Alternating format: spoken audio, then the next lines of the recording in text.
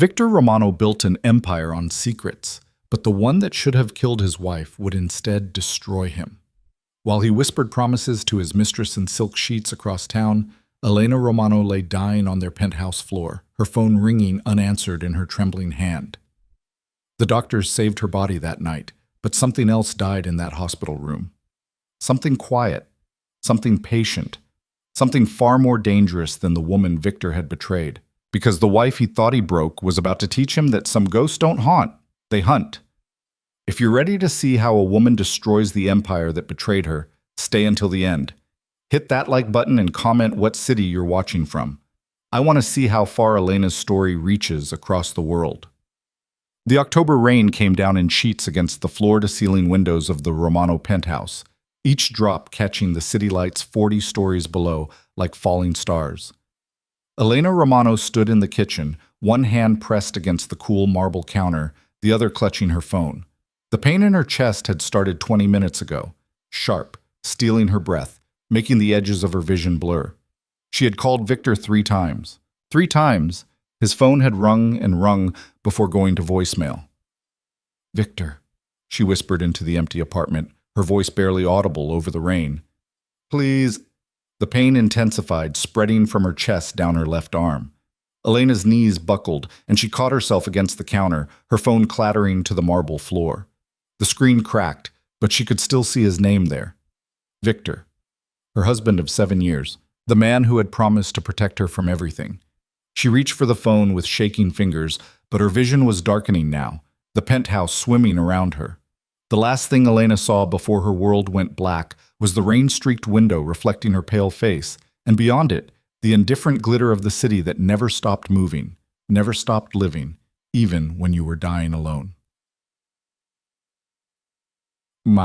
Across town, in the Riverside Hotel's presidential suite, Victor Romano traced a lazy pattern down Selena Vale's bare spine, his mind already half-focused on the shipment arriving at the docks tomorrow. The woman in his bed stirred, turning to face him with those green eyes that had first caught his attention 6 months ago at a charity gala Elena had organized. "You're thinking about work," Selena murmured, her voice carrying that slight accent she'd picked up during her years in Paris. "I can always tell." Victor's phone buzzed on the nightstand, the 3rd time in 10 minutes. He glanced at the screen and saw Elena's name. His jaw tightened slightly, but he silenced it and set it back down. "Ignore it," Selena said, her fingers walking up his chest. "You're with me now." "I am," Victor agreed, though something uneasy shifted in his gut. Elena rarely called 3 times. She knew better than to interrupt his business meetings, or what he told her were business meetings. Selena sat up, the silk sheet pooling at her waist. Even now, after 6 months, the sight of her took his breath away. She was everything Elena wasn't, bold where his wife was reserved, passionate where Elena was gentle, demanding where Elena simply waited. "When are you going to tell her?" Selena asked, a question she'd been asking more frequently lately. "Tell her what?" "That you're leaving her, that you're choosing me." Selena's eyes held his, and there was something sharp beneath the desire. "How much longer are we going to pretend this is just an affair, Victor? We both know it's more than that." Victor's phone buzzed again. This time it wasn't Elena's name on the screen, but a number he recognized, the doorman at his building. "I need to take this," he said, reaching for the phone, but Selena caught his wrist. "No," she said softly. "You need to choose." For a moment, Victor hesitated. In that moment, across town, his wife's heart was giving out on their kitchen floor. In that moment, everything that would come after was already set in motion, though he didn't know it yet. He pulled his wrist free and answered the phone. "Mr. Romano?" The doorman's voice was tight with urgency. "Sir, it's your wife. The paramedics just took her. She collapsed. They said it's her heart. St. Mary's Hospital. You need to come now." The phone nearly slipped from Victor's hand. "What?" "Your wife, sir. The ambulance just left. She wasn't conscious." Victor was already on his feet, grabbing his clothes from the floor. "When? How long ago?" "Maybe 20 minutes. They've been trying to reach you." Victor didn't hear the rest. His mind was racing back through the last hour. The 3 calls from Elena. The 3 calls he'd silenced while Selena traced patterns on his skin and asked him to choose. Victor? Selena's voice cut through his panic, sharp now, stripped of its earlier softness. What's wrong? It's Elena. He was pulling on his pants, his shirt, his hands shaking. She's at the hospital. Her heart. So go, Selena said, but there was something cold in her tone now. Go play the devoted husband. Victor looked at her, really looked at her, and for the first time since they'd started this, he saw something that made his blood run cold. Jealousy, yes, but beneath it, something darker. Something that looked almost like satisfaction. I have to go, he said. Of course you do. Selena pulled the sheet up to cover herself, suddenly modest. You always do, eventually. That's the problem, Victor. You keep one foot in her world and one in mine, and you think you can balance forever. But eventually you'll have to choose which one to stand in. Victor didn't answer. He was already heading for the door, his mind racing with images he couldn't shake. Elena alone in their apartment, trying to reach him. Elena collapsing. Elena in an ambulance, the paramedics fighting to keep her alive while He slammed the door behind him, Selena's words still echoing in his ears. The drive to St. Mary's should have taken 20 minutes. Victor made it in 12, running red lights, his Mercedes cutting through the rain-slicked streets like a knife. The whole time one thought pounded through his head. Please let her be alive, please. He'd built an empire on careful calculations and ruthless decisions. He'd ordered men killed with less emotion than he showed choosing wine. But the thought of losing Elena, quiet, gentle Elena, who'd never asked him for anything more than his presence, filled him with a terror that was entirely new. The emergency room was chaos when he arrived. Nurses rushing past, machines beeping, someone screaming in a curtained-off bay. Victor grabbed the first person in scrubs he saw. Elena Romano, my wife. She came in by ambulance. Her heart.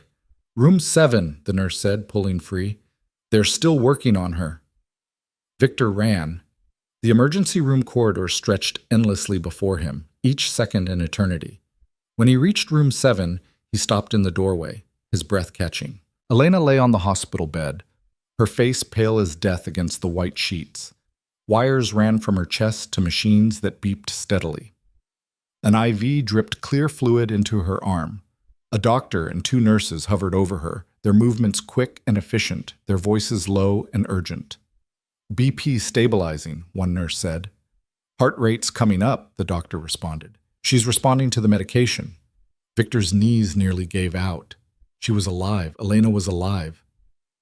Mr. Romano? A different doctor appeared at his elbow, an older woman with kind eyes behind wire-rimmed glasses. I'm Dr. Chen. Your wife experienced a cardiac episode. We've stabilized her, but she's not out of danger yet. What happened? Victor's voice came out rough. She's only 32. She's healthy. Stress-induced cardiomyopathy, Dr. Chen said. Also called broken heart syndrome. It mimics a heart attack, but it's caused by severe emotional or physical stress. Her heart muscle temporarily weakened. If she hadn't gotten here when she did... She didn't finish the sentence.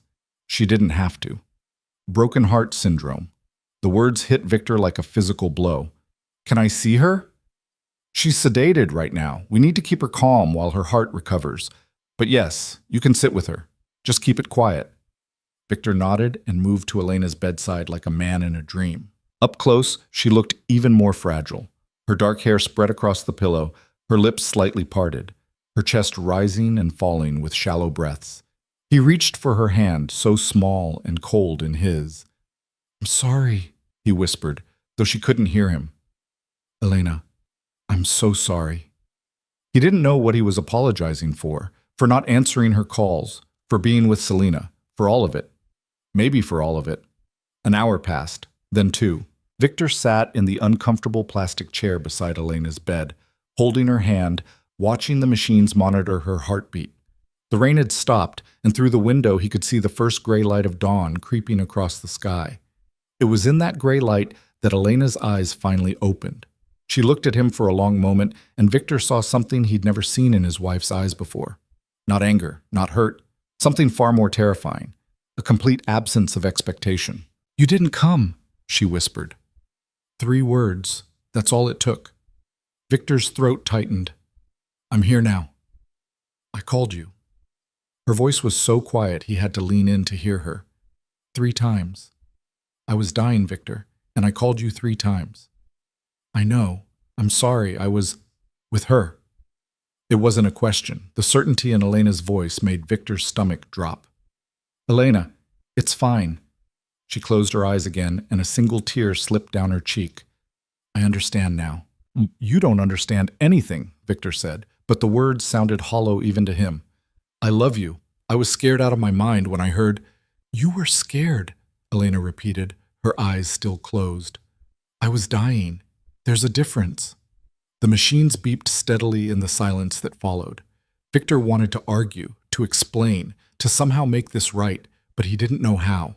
For the first time in his adult life, Victor Romano, the man who controlled half the city's underground, who made politicians and police chiefs dance to his tune, had no idea what to say. I'm tired, Elena whispered. Please go. I'm not leaving you. Then stay. She turned her face away from him. But don't talk. I can't listen to you right now. So Victor stayed silent, watching his wife's profile in the growing dawn light, wondering when exactly everything had gone so wrong. What he didn't see was the woman standing in the corridor outside Elena's room, partially hidden behind a vending machine. Selina Vale had followed him to the hospital, driven by some instinct she couldn't name.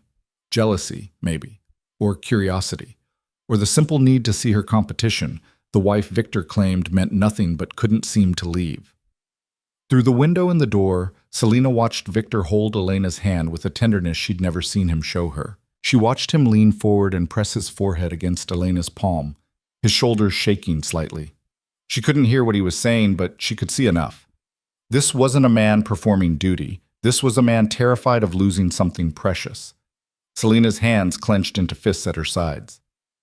6 months.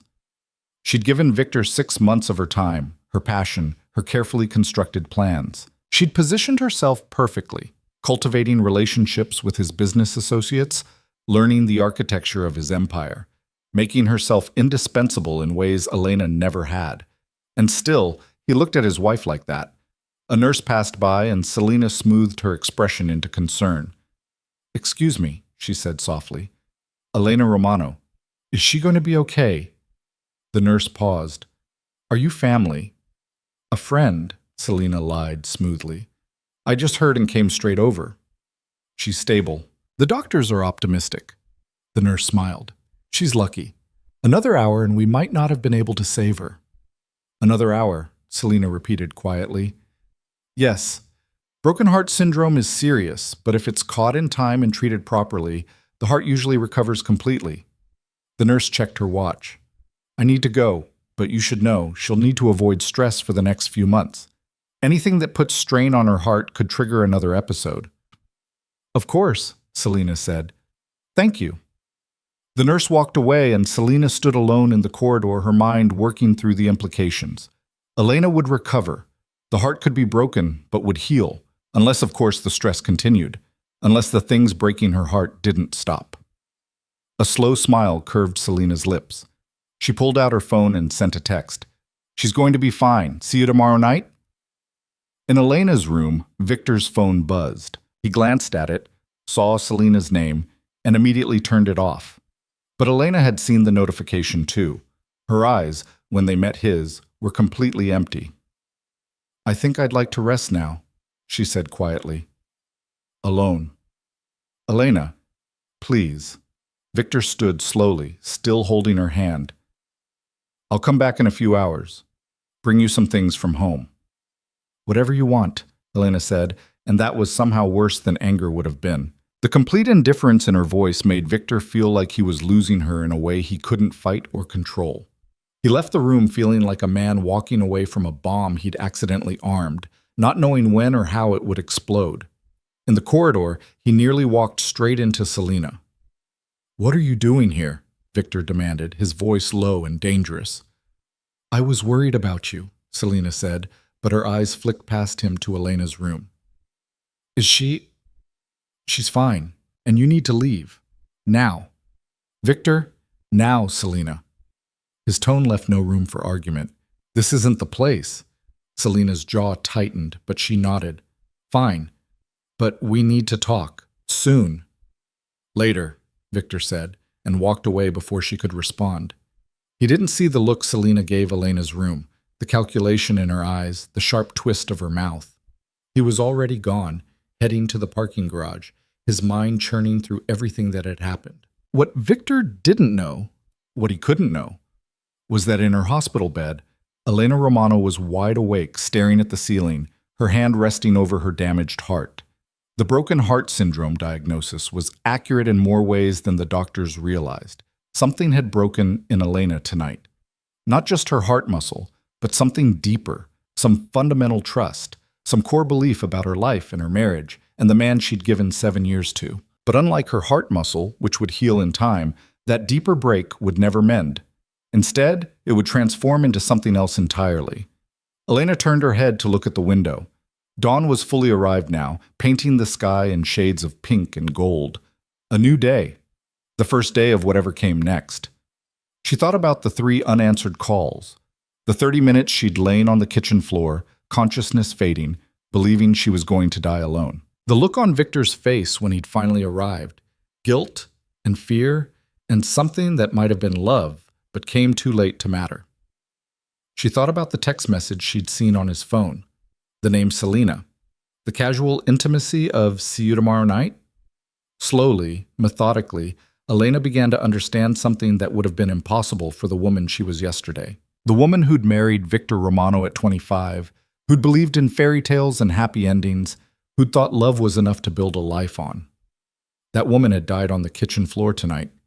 The woman in this hospital bed was someone new, someone forged in betrayal and broken promises, someone who understood that power wasn't given, it was taken, someone who would never, ever be helpless again.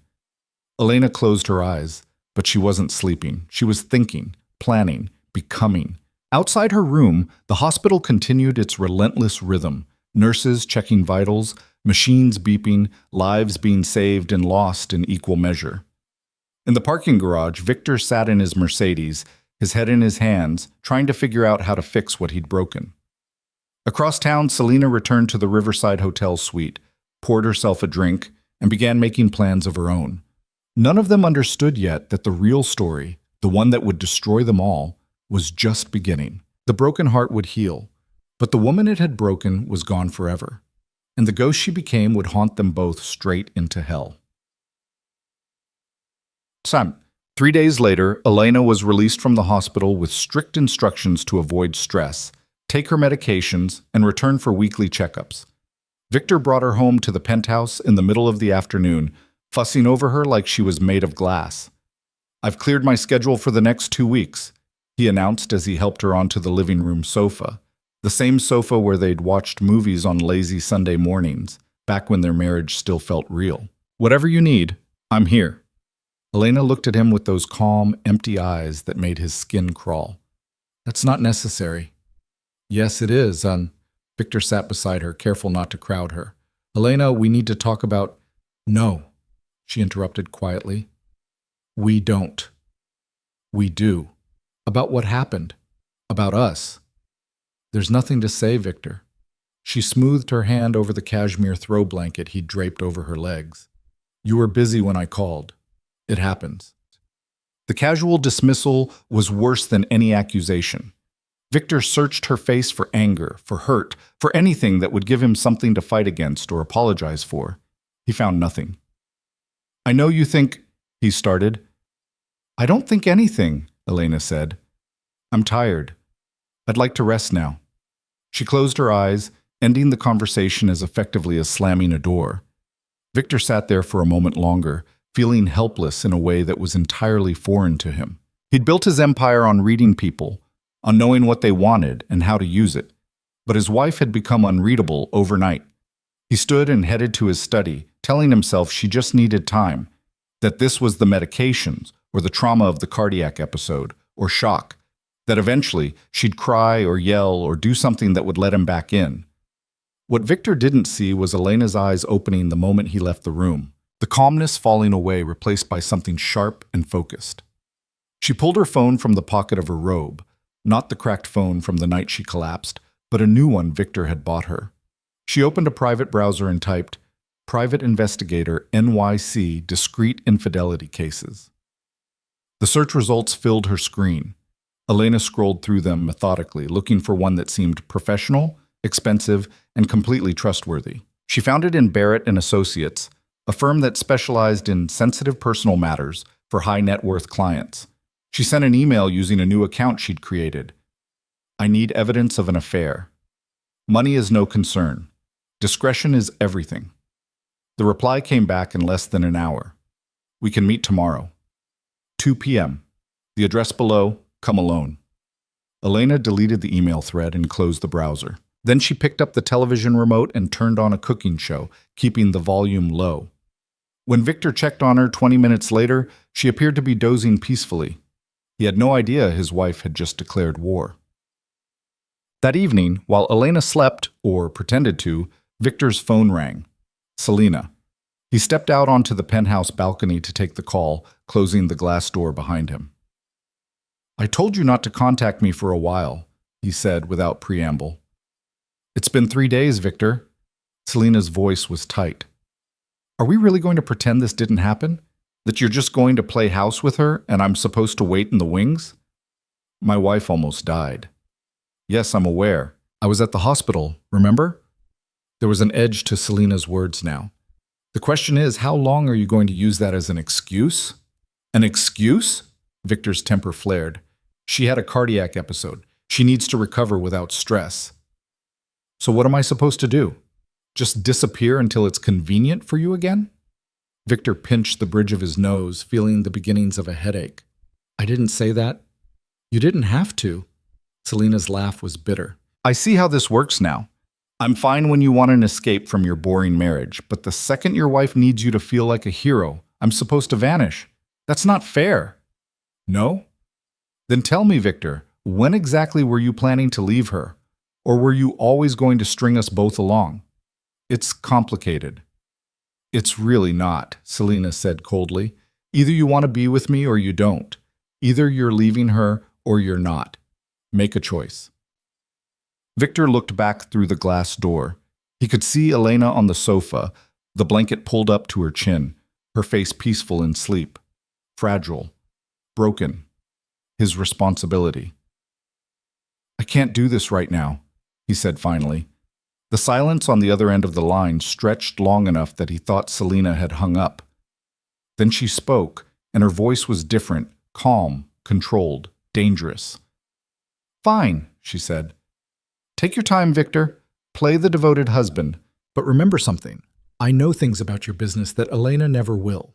I have access to accounts and deals and arrangements that would be unfortunate if they came to light. I've been very helpful to you these past 6 months. I'd hate for that to change. Victor's blood ran cold. Are you threatening me? I'm reminding you of reality. Selena's tone was pleasant now, almost sweet. We're partners, Victor, in more ways than one. Don't forget that. She hung up before he could respond. Victor stood on the balcony, the phone cold against his ear, his mind racing. Selena knew about the shipping routes through the harbor, the cash businesses they laundered money through, the arrangement with the city councilman. She'd inserted herself into his operation slowly, gradually, making herself useful in ways he'd been too distracted to question. And now she was threatening to expose it all if he didn't choose her. For the first time, Victor wondered if sleeping with Selena Vale had been the biggest mistake of his life. Behind him, through the glass, Elena's eyes opened. She could see Victor's reflection in the window, could see the tension in his shoulders, the way he gripped the balcony railing. She couldn't hear what he was saying, but she didn't need to. She already knew. Elena closed her eyes again and let a small, cold smile curve her lips. Let them think she was the fragile one. Let them think she was breaking. They had no idea what was really breaking was their world, and she was the one holding the hammer. The office of Barrett and Associates sat on the 14th floor of an unremarkable building in Midtown, the kind of place that blended into the city's architecture so completely you could walk past it 100 times and never notice, which was exactly the point. Elena arrived at 1:55, dressed in a simple black dress and oversized sunglasses that hid most of her face. The receptionist, a severe woman in her 50s with steel gray hair, barely looked up from her computer. Name? Mrs. Chen, Elena said, using the surname of the doctor who'd saved her life. It felt appropriate somehow. Third door on the left. Mr. Barrett is expecting you. The hallway was quiet, carpeted in industrial gray that muffled her footsteps. Elena found the door and knocked once. Come in. James Barrett was younger than she'd expected, maybe 40, with sharp eyes and the kind of neat appearance that suggested military background. His office was sparse, functional, containing nothing personal except a single photograph of what might have been his daughter on the desk. Mrs. Chen, he said, not rising. Please sit. Elena took the chair across from him, keeping her sunglasses on. Barrett studied her for a moment, then nodded as if confirming something to himself. You're not Mrs. Chen. Does it matter? No. He pulled a form from his desk drawer. What matters is whether you can afford my retainer, $50,000. Non-refundable. That buys you 1 month of surveillance, detailed reporting, photographic and video evidence if it exists, and complete discretion. Additional months are $30,000 each. Elena opened her purse, a Hermes bag Victor had given her for their 5th anniversary, and withdrew a plain white envelope. She set it on the desk between them. Barrett opened it, counted the bills inside with practiced efficiency, and nodded. 1 month. Tell me what you need. My husband is having an affair. The words came out easier than Elena expected. Maybe because saying them out loud made them real, and making them real meant she could finally do something about them. I need to know everything. Where they meet, how often, what they talk about. If there's anyone else, I need documentation of all of it. Does he know you suspect? No? Elena allowed herself a small smile. He thinks I'm too fragile to notice. I had a cardiac episode 6 days ago. He's been very attentive since then. Something flickered in Barrett's expression. Respect, maybe, or recognition. I'll need his name, his usual locations, any details about the woman if you have them. Elena recited the information calmly, clinically, as if she were describing a stranger's life. Victor's office address. The restaurants he frequented. His gym. The fact that his mistress had green eyes and an accent and had texted him the night Elena almost died. Her name is Selena, Elena finished. I don't know her last name, but she's involved in his business somehow. She knows things she shouldn't. Barrett's pen paused on the notepad. What kind of business? The kind you don't ask questions about if you want to stay healthy. Elena met his eyes. Is that a problem? It doubles my rate. Elena opened her purse again and withdrew a second envelope. Will this cover it? Barrett counted it. Another 50,000, and his eyebrows rose fractionally. You came prepared. I came serious, Mr. Barrett. My husband built an empire on secrets and lies. I need you to expose them, all of them. Can you do that? I can. Barrett stood and extended his hand. I'll have a preliminary report for you in 1 week. We'll communicate through encrypted email only. The address is on this card. Memorize it and destroy the card. Elena took the business card, glanced at it once, and slipped it into her coat pocket. One more thing. Yes? If anyone asks, and they might, you've never heard of me. You've never seen me. This meeting never happened. Mrs. Chen, Barrett said with the ghost of a smile. I don't know what you're talking about. Elena left the office feeling lighter than she had in days. The medication kept her heart steady, but this, taking action, refusing to be a victim, did something the pills couldn't. It gave her purpose. By the time she returned to the penthouse, Victor was in his study on a conference call, his voice carrying through the closed door. Elena moved through the apartment silently, her footsteps making no sound on the marble floors. She'd lived here for 7 years, but suddenly it felt like a stranger's home. Every piece of furniture Victor had chosen, every painting he'd bought, even the dishes in the kitchen were his taste, not hers. She'd disappeared into his life so completely she couldn't remember what her own preferences were anymore. That was going to change. Elena went to the bedroom and opened Victor's closet. His suits hung in perfect rows, organized by color and season. His shoes lined up beneath them like soldiers. She ran her hand along the fabric of a charcoal Tom Ford jacket, then reached into the inside pocket. Nothing. She tried the next jacket, the next. On the 5th one, a navy brioni he'd worn to a fundraiser 2 months ago, Her fingers found something. A receipt from the Riverside Hotel. Presidential suite. Charged to a credit card she didn't recognize. Elena photographed it with her phone and put it back exactly as she'd found it. She moved to his dresser next, methodically searching through socks and ties and cufflinks. In the back of his sock drawer, beneath the cashmere argyles, she found a second phone. A burner, untraceable, the kind Victor used for business he didn't want recorded. Her hands trembled slightly as she turned it on. It was password protected, but Elena knew Victor. She tried his mother's birthday, the only person he'd ever truly loved before Elena came along. The phone unlocked. The messages loaded slowly, and with each one, Elena felt something inside her grow colder and sharper. Selena, miss you already? Tonight was perfect. Victor, you're dangerous. Selena, you love it. When can I see you again? Victor, soon. I need to handle some things first. Selena, handle me instead. The messages went back 6 months, just as Elena had suspected, but it was the most recent ones, the ones from the last week, that made her breath catch. Selena, how's the devoted husband act going?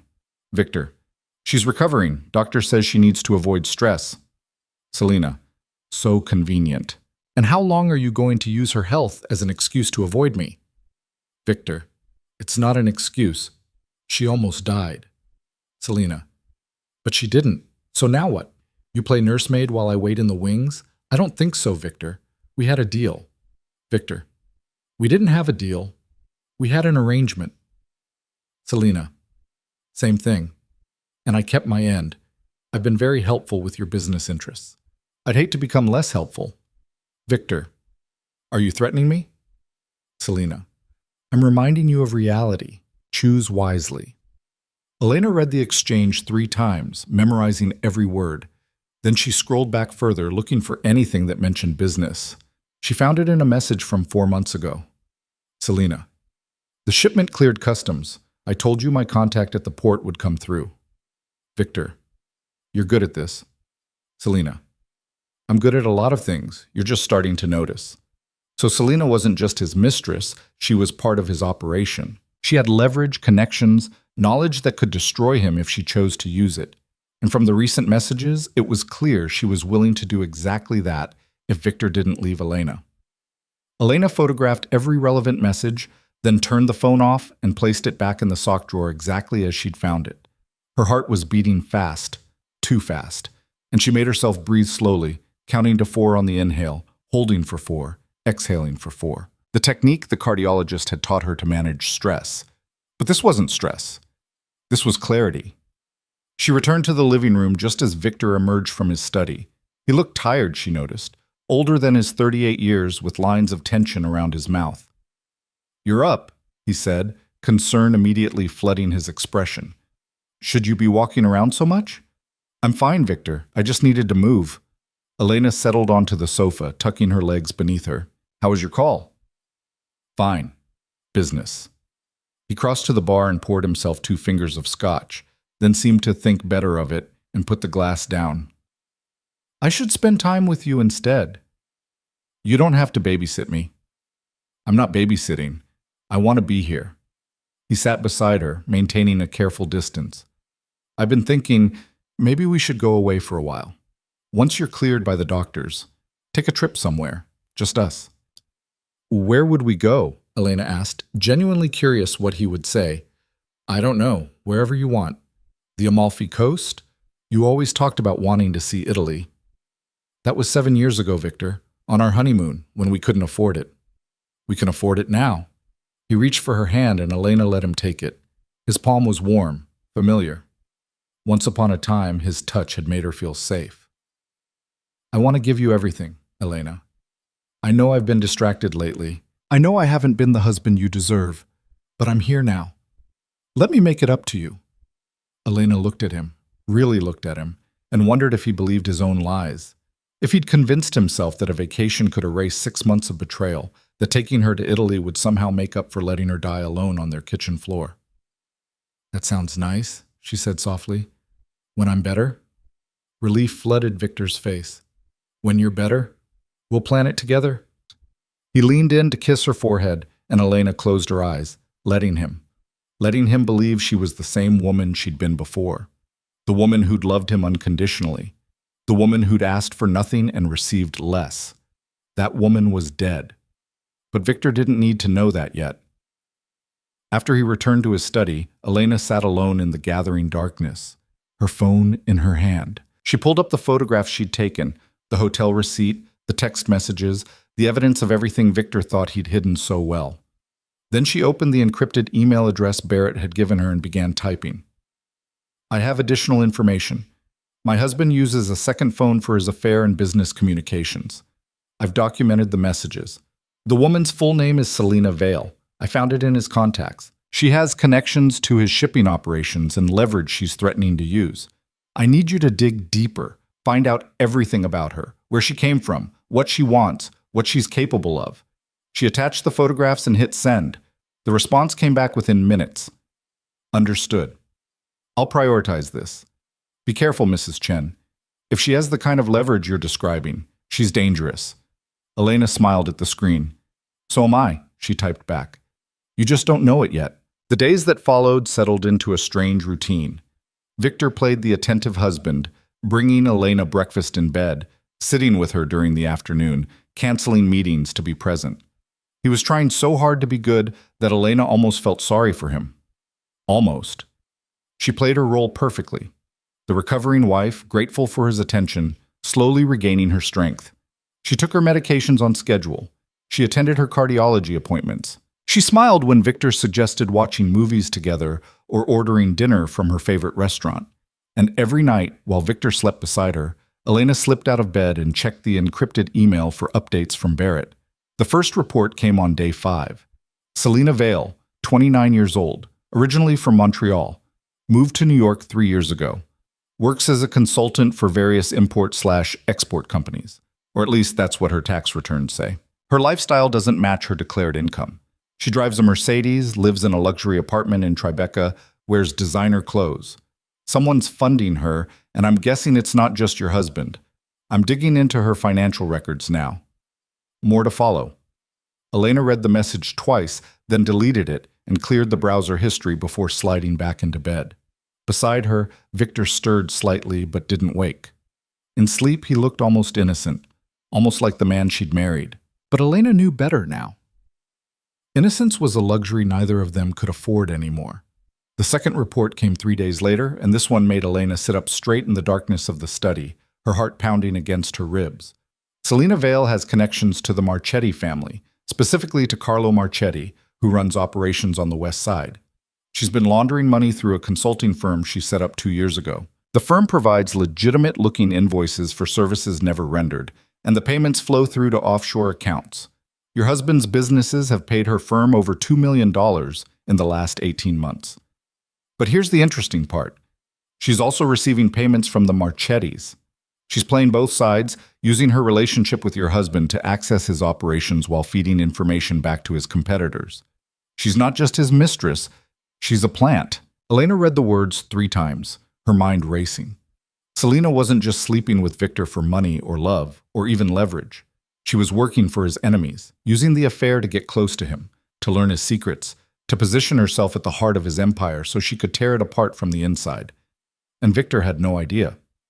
Elena's fingers flew across the keyboard. Can you prove this? I need documentation. Financial records, communication between her and the Marchettis, anything that shows she's deliberately infiltrating his operation. Barrett's response came within the hour. I can get it, but it's going to take time and cost more. We're talking about hacking into encrypted communications and offshore financial databases. This is federal crime territory. Are you sure you want me to proceed? Elena didn't hesitate. Proceed. Whatever it costs. I need everything. Understood. Give me 2 weeks. Elena cleared the browser and sat in the darkness, her thoughts whirling. This changed everything. Selena wasn't just a woman who'd stolen her husband. She was a threat to Victor's entire operation.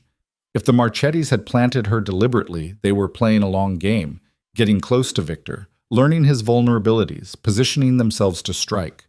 And when they did strike, Victor would be destroyed. His businesses seized, his assets frozen, possibly even criminal charges if they could tie him directly to the illegal operations.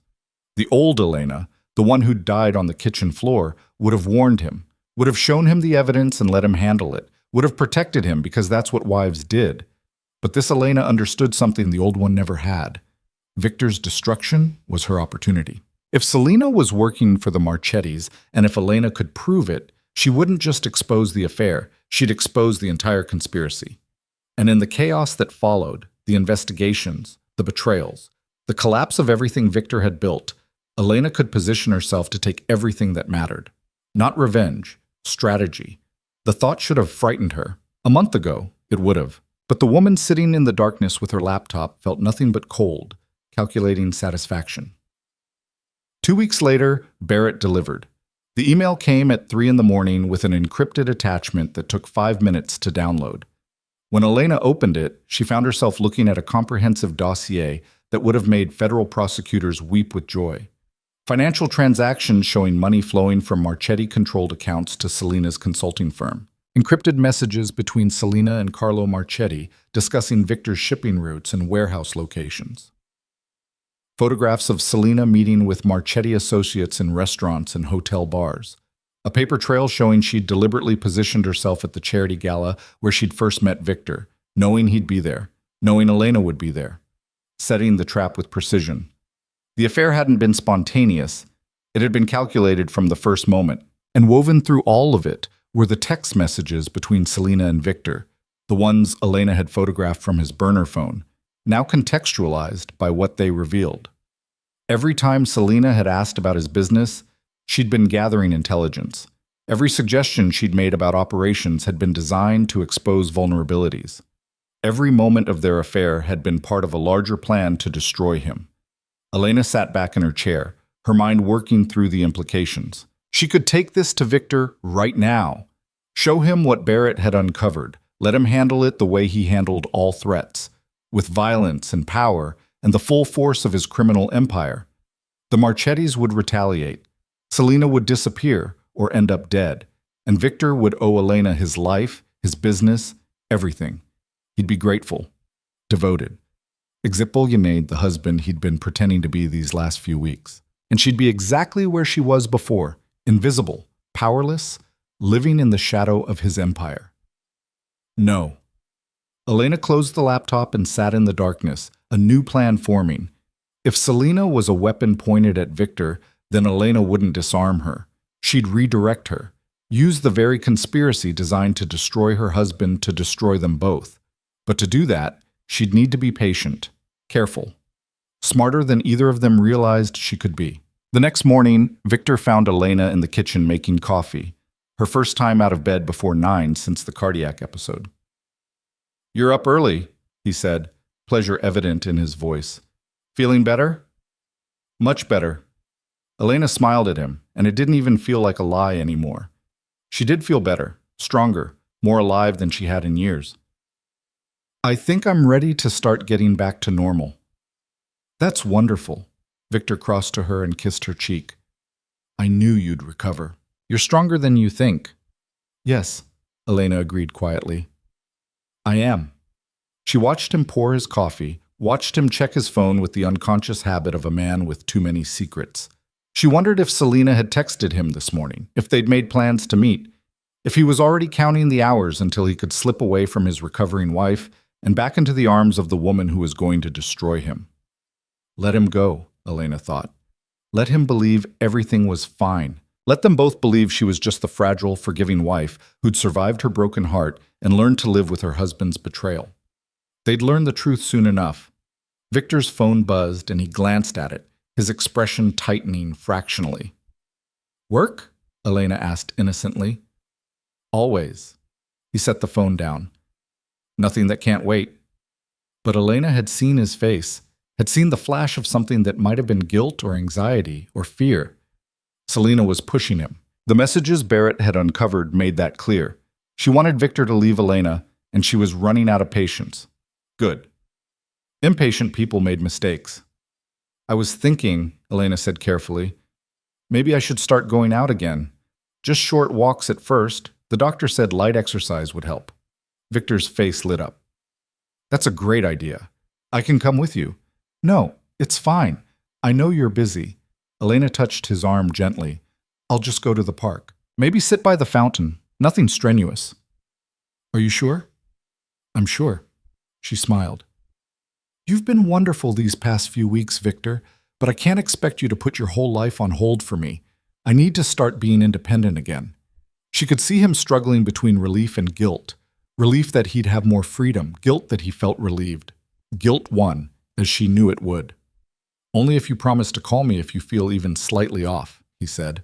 The cardiologist said any chest pain, any dizziness. I promise. Elena kissed his cheek. I'll be careful. That afternoon, while Victor was at a meeting he couldn't cancel, Elena left the penthouse for the first time since coming home from the hospital. But she didn't go to the park. She went to a coffee shop 3 blocks from Selena Vale's Tribeca apartment and waited. Barrett's surveillance had documented Selena's routine thoroughly. Every Tuesday at 2:30, she went to a yoga class 6 blocks south. She'd passed this coffee shop on her way. Elena ordered green tea and sat by the window, her phone in her hand, Barrett's dossier open on the screen. She studied Selena's face in the surveillance photos. Beautiful, calculating, dangerous. The woman who'd seduced her husband. The woman who was working to destroy him. The woman who had no idea Elena existed as anything more than an obstacle. At exactly 2:28, Selena walked past the window. She was even more striking in person than in the photographs. Tall and elegant in expensive workout clothes, her dark hair pulled back, designer sunglasses hiding her eyes. She moved with the confidence of someone who'd never been denied anything she wanted. Elena watched her disappear down the street, feeling nothing but cold assessment. No jealousy, no rage, just the clinical evaluation of an opponent. The affair had never been about Selena being better than Elena. It had been about Selena being useful. And now that Elena understood what kind of useful Selena really was, she could begin to plan. She pulled out her phone and sent a message to Barrett. I need one more thing. I need to know when and where they're meeting. I need to know their schedule. Can you do that? Already tracking it. They meet every Wednesday and Friday at the Riverside Hotel. Presidential suite. Usually arrives at 7 p.m. She gets there around 7:30. Stays until midnight. Elena felt something twist in her chest. Not pain exactly, but the ghost of it. Tomorrow was Wednesday. Thank you, she typed. That's everything I need. What are you planning, Mrs. Chen? Elena stared at the message for a long moment.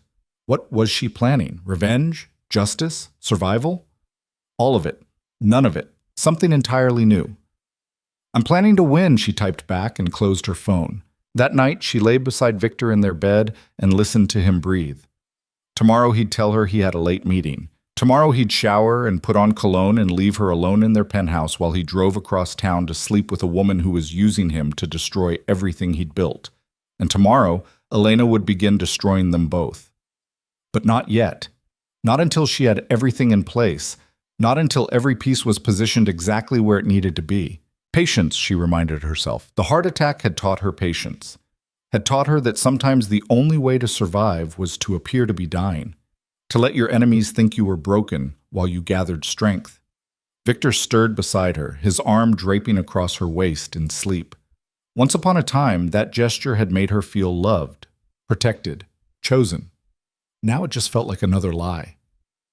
Elena closed her eyes and waited for morning. Wednesday arrived with unseasonable warmth, the kind of false spring that made people forget winter was still waiting. Elena woke before Victor, slipping out of bed while the sky was still gray with pre-dawn light.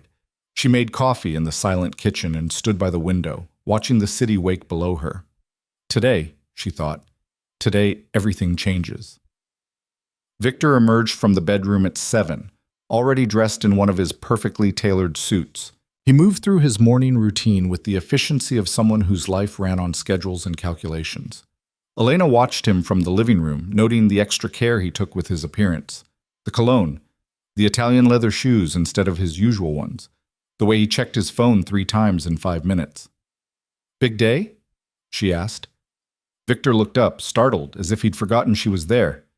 Just the usual chaos. I have meetings until late. Probably won't be home until midnight. Midnight, Elena repeated softly. That's a long day. Construction bid fell through on the waterfront project. I need to smooth things over with the contractors. The lie came so easily to him, so practiced. I'm sorry. I know I promised we'd have dinner together. It's fine, Victor. I understand. Elena crossed to him and straightened his tie, her fingers gentle against the silk. Business comes first. He caught her hand and pressed it to his lips. You come first, always. The irony of the statement, spoken just hours before he'd drive across town to his mistress, should have hurt. Instead, Elena felt nothing but cold clarity. I know, she said, and kissed his cheek. Be safe. After Victor left, Elena moved with purpose. She dressed carefully, simple black pants, a cashmere sweater, comfortable shoes. Nothing memorable, nothing that would stand out. She pulled her hair back and put on minimal makeup. The goal was to disappear into the city's crowds, to become just another face among millions. At 11, she took a cab to a location 3 blocks from the Riverside Hotel and waited in a small cafe with a clear view of the entrance. Barrett had provided her with more than just information. He'd given her access to the hotel's security schedule, the shift changes, the blind spots in their camera coverage. He told her which entrances to avoid and which ones would let her pass unnoticed. Are you planning to confront them? He'd asked in their last encrypted exchange. No, Elena had replied. I'm planning to watch. Because knowledge was power, and Elena was done being powerless. The hours crawled by. Elena nursed 3 cups of tea and a sandwich she barely touched, her eyes never leaving the hotel entrance. At 6:45, her phone buzzed with a message from Barrett's surveillance team. Subject 1 approaching from the east. ETA 3 minutes. Elena's pulse quickened. She set down her cup and focused on the street. Victor's Mercedes pulled up to the hotel entrance at exactly 7 o'clock. He emerged from the car, handed his keys to the valet, and disappeared through the revolving doors. He moved with the confidence of someone who'd done this dozens of times, someone who knew exactly where he was going and what would be waiting for him. Elena forced herself to breathe slowly, to stay calm, to remember that rage was useless without strategy. At 7:28, a second message arrived. Subject 2 approaching from the south. ETA 2 minutes. Selena arrived in a taxi, stepping onto the sidewalk in a dress that probably cost more than most people's monthly rent. Emerald green, cut to emphasize every curve, paired with heels that added 3 inches to her already considerable height. She walked into the hotel like she owned it, and maybe, in a way, she did. This was her stage, her performance, the role she'd been playing for 6 months. Elena waited another 10 minutes, then paid her bill, and crossed the street. The Riverside Hotel lobby was all marble and gold, the kind of ostentatious luxury that separated the wealthy from everyone else. Elena kept her head down and moved toward the elevators with the purposeful stride of someone who belonged.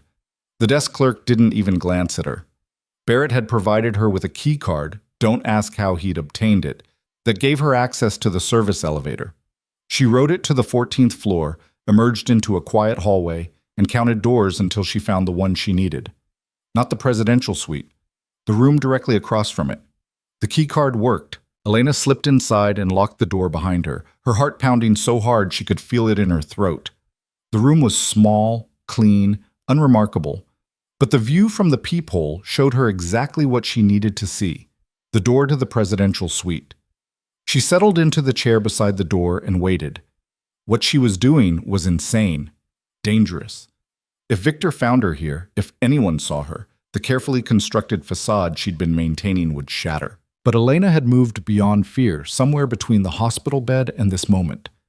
Fear was for people who had something left to lose. At 7:53, she heard it. Laughter, muffled but unmistakable, coming from across the hall. A woman's voice, Selena's, followed by Victor's lower rumble. The sound of the suite door opening and closing. Then silence.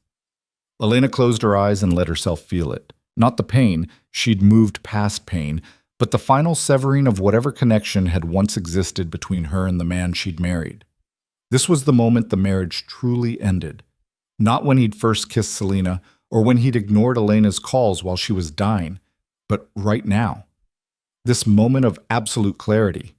She stayed in that room for 3 hours, listening to the silence of the hallway, imagining what was happening 20 feet away. At 11:15, her phone buzzed with a message from Barrett.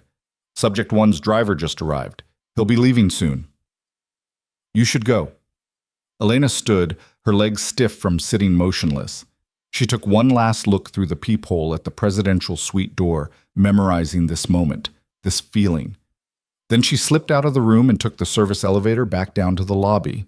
She was 3 blocks away when she saw Victor's Mercedes pull out of the hotel parking garage and disappear into the night traffic. Heading home. Heading back to her. Elena caught a cab and arrived at the penthouse 15 minutes before Victor. She changed into pajamas, washed her face, and was curled up on the sofa with a book when she heard his key in the lock. "You're still up," he said, surprise evident in his voice. "Couldn't sleep." Elena set down her book and studied him. He looked exactly as he had when he'd left that morning. Composed. Collected. No trace of guilt or dishonesty except in the slight redness around his collar, where Selina's lipstick had been hastily wiped away. "How were your meetings?" she asked. "Exhausting, but productive." Victor loosened his tie and poured himself a scotch. "How was your day?" "Quiet. I took a walk, read, thought about things." "What kind of things?"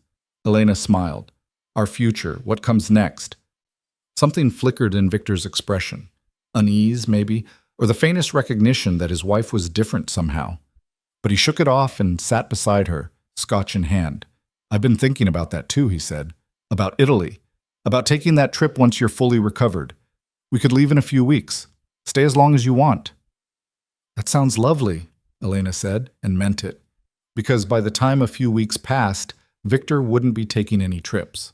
He'd be too busy trying to salvage what was left of his empire.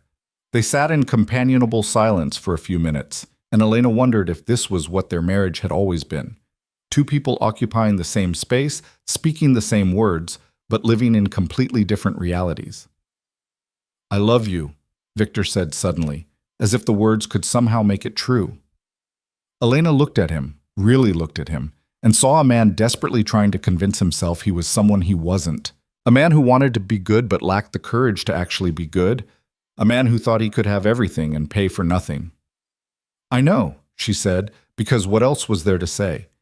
Victor finished his scotch and went to bed. Elena stayed on the sofa, her book forgotten, her mind already moving to the next phase of her plan. The following morning, she sent an encrypted email to Barrett. "I need you to do something for me. I need you to make sure the Marchettis know that Selina is compromised, that her cover is at risk. Make it look like information leaked from someone in Victor's organization. Can you do that?" The response came back within an hour. "I can, but once I do this, things are going to escalate quickly. The Marchettis will either pull her out or push the timeline up on whatever they're planning. Either way, it's going to get messy. Are you sure?" Elena's fingers hovered over the keyboard. This was the point of no return. Once she set this in motion, she couldn't stop it. The conspiracy would collapse, taking Victor and Selina with it, and Elena would be standing in the ruins, ready to build something new. "I'm sure," she typed. "Do it." 3 days later, everything began to unravel. It started with a phone call Victor took in his study, his voice tight with barely controlled fury. Elena heard him through the closed door, pacing like a caged animal. "I don't care what it takes. Find out who leaked it. Someone in my organization is talking to the Marchettis, and I want to know who." Elena continued making dinner as if she hadn't heard, but her pulse was racing.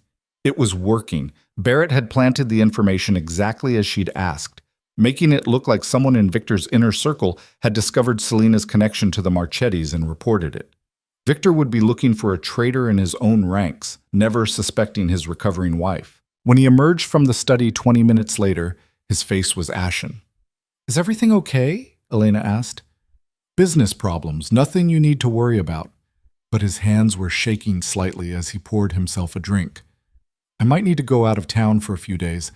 Handle some things personally." "Of course." "When?" "Tomorrow, probably. I'll know more tonight." He drained the scotch in one swallow. "I'm sorry. I know the timing isn't ideal." "Victor, I'm fine. I've been fine for weeks now." Elena touched his arm gently. "Do what you need to do. I'll be here when you get back." The gratitude in his eyes was almost painful to see. He still thought she was his safe harbor, his constant, the one thing in his chaotic world that would never betray him. He had no idea the betrayal was already complete. That night, after Victor finally fell into a restless sleep, Elena received another message from Barrett. The Marchettis are pulling Selena out. They're going to cut their losses and disappear her before your husband figures out what she really is. But there's a problem. She doesn't want to go. She's refusing to leave. Says she has too much invested in Victor to walk away now. Elena stared at the message, her mind racing. Selena was refusing orders from the Marchettis. That meant she'd gone rogue, that she was operating on her own now, with her own agenda. That made her even more dangerous. What is she planning? Elena typed back. Not sure yet, but my surveillance team says she's been moving money around, liquidating assets, setting up new accounts. Whatever she's planning, she's getting ready to run. And I don't think she's planning to run alone. Understanding crashed over Elena like a wave. Selena wasn't just going to disappear, she was going to take Victor with her. Or rather, she was going to take everything Victor had and leave him with nothing. The affair had started as a Marchetti operation, but somewhere along the way, Selena had seen an opportunity for herself. She'd used the Marchetti's resources to get close to Victor, to learn his operation, to position herself at the center of his empire.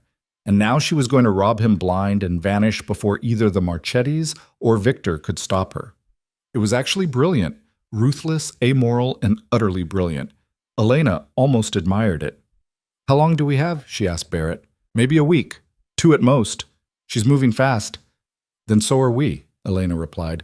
I need you to document everything she's doing. Every account she opens, every asset she moves, every plan she makes. And I need something else. I need you to find out where she's planning to run to. Why? Because I'm going to make sure she doesn't get there. Elena closed her laptop and sat in the darkness, her thoughts crystallizing into a plan that was equal parts audacious and terrifying. She'd spent weeks gathering information, documenting the affair, exposing the conspiracy. But information alone wouldn't be enough. She needed leverage, she needed power, and most of all, she needed to ensure that when this all came crashing down, she was the only one left standing. The next morning, Victor left for the airport before dawn. He kissed Elena goodbye with a distraction that told her his mind was already elsewhere, already focused on the crisis threatening his empire. I'll call you when I land, he promised. Be safe, Elena said, and watched him disappear into the elevator. The moment he was gone, she made a phone call to a number she'd memorized but never called. Marchetti residence, a gravelly voice answered. I need to speak with Carlo Marchetti, Elena said, her voice steady despite her racing heart. Tell him it's about Selena Vale. There was a long pause. Who is this? Someone who can give him what he wants, but I need to speak with him directly. Another pause, longer this time. Then, hold. Elena waited, counting her heartbeats, wondering if she'd just made a fatal mistake. Reaching out to the Marchettis was insane. Suicidal. If Victor ever found out, if anyone found out, she'd be putting herself in unimaginable danger. But danger was relative. And Elena had already died once on her kitchen floor. Everything since then was borrowed time. This is Carlo Marchetti. The voice was cultured, urbane, nothing like the Hollywood gangster Elena had imagined. You have exactly 1 minute to tell me why I shouldn't hang up. Selena Vale has been stealing from you, Elena said. The accounts she set up to funnel money from my husband's operations? She's been skimming 20% off the top and moving it into her own offshore holdings. She's accumulated over $3 million of your money, and she's planning to disappear with it in the next week. Silence on the other end of the line, then, and you know this how? Because I've been watching her, documenting her, gathering evidence of everything she's done. Elena's voice was calm, measured. I know about the plan to use her to infiltrate my husband's organization. I know she was supposed to feed you information that would let you take over his territories. I know she's gone rogue and is planning to rob you both, and I can prove all of it. Why would you tell me this? Marchetti's tone was sharp now, interested. Your husband is the one she's stealing from. Why not warn him? Because my husband is going to get exactly what he deserves, Elena said quietly. But so is Selena, and so are you, Mr. Marchetti. The question is whether you want to minimize your losses or let a woman who's already betrayed you once walk away with millions of your money. Another pause. Elena could almost hear Marchetti thinking, calculating, weighing her words against what he already knew. What do you want? He asked finally. A meeting. 1 hour. Somewhere public. You bring one person, I bring no one. We discuss terms. Terms for what? For me giving you everything I have on Selena. Bank accounts, transaction records, travel plans, communication logs. Everything you need to stop her before she disappears. And in exchange, you leave my husband alone. Elena's voice was steel now. Whatever your plans were for his operations, you abandon them. You disappear from his life. And from mine. Marchetti laughed, a sound like gravel shifting. You want me to give up a multi-million-dollar operation because you're handing me evidence against one rogue operative? No, Elena corrected. I want you to give up an operation that's already compromised because you sent someone incompetent to run it. Selena has cost you time, money, and credibility. She's stolen from you. She's ignored your orders. She's made you look weak in front of every organization in the city that's watching to see if the Marchettis still have teeth. She paused. I'm offering you a way to save face, to cut your losses, to punish the person who actually betrayed you instead of starting a war with my husband that will cost you more than you'll ever gain. The silence stretched so long Elena thought he'd hung up. Then, Central Park, the Bethesda Fountain. 2 hours. Come alone. The line went dead. Elena set down her phone, her hands trembling now that the conversation was over. She'd just negotiated with a crime boss, offered evidence against one criminal to protect another, stepped into a world of violence and power that she'd always existed on the periphery of but never truly entered. There was no going back from this. But then again, there'd been no going back from the moment she'd woken up in that hospital bed and whispered, "You didn't come." Elena dressed carefully for the meeting. Elegant but not ostentatious. Expensive but not flashy. She wanted to look like someone who belonged in Carlo Marchetti's world without appearing to be trying too hard. She pulled her hair back, put on minimal jewelry, and slipped Barrett's entire dossier into a leather portfolio. The cab ride to Central Park felt surreal. The city moved around her with its usual indifference. Millions of people living their ordinary lives while Elena rode toward a meeting that could get her killed. She arrived at Bethesda Fountain 15 minutes early and took a position on a nearby bench where she could see anyone approaching. The November air was cold enough that most tourists had abandoned the park, leaving only joggers and the occasional photographer. At exactly 2 o'clock, Carlo Marchetti appeared. He was younger than Elena expected, maybe 50, with silver at his temples and the kind of tailored elegance that came from money so old it didn't need to announce itself. He walked with one other man, a massive bodyguard who looked like he could break Elena in half without effort, but kept several paces back as Marchetti approached her bench. "Mrs. Romano," he said, and it wasn't a question. "Mr. Marchetti." Elena stood, the portfolio in her hands. "Thank you for meeting me. Let's walk." It wasn't a suggestion. They moved along the path around the fountain, the bodyguard trailing at a discreet distance. For a few minutes, neither spoke. Then Marchetti said, "You're either incredibly brave or incredibly stupid." "Neither," Elena replied. "I'm practical. Selena Vale is a problem for both of us. I'm offering a solution. Show me what you have." Elena opened the portfolio and handed him a single sheet, a summary of Selena's financial movements over the past 6 months, enough to prove she had real information, but not enough to give away everything. Marchetti studied it for a long moment, his face impassive. "This shows she's been skimming. It doesn't prove she's planning to run." "The full dossier does," as Elena met his eyes. "But I'm not giving you that until we have an agreement." "You want me to walk away from your husband's operations based on a promise?" "No, I want you to walk away based on cold calculation." Elena's voice was calm, certain. "You invested 6 months and substantial resources into placing Selena. That investment is now worthless because she betrayed you. Starting a war with Victor would cost you more time, more money, more risk. And for what? Territories you can acquire a dozen other ways without the mess of taking down someone who's already on alert? He'll know someone was targeting him. Let him know. Let him spend the next year looking over his shoulder, wondering who else in his organization might be a plant. Let him tear his empire apart from the inside trying to find ghosts." Elena smiled slightly. Sometimes the fear of an attack is more damaging than the attack itself.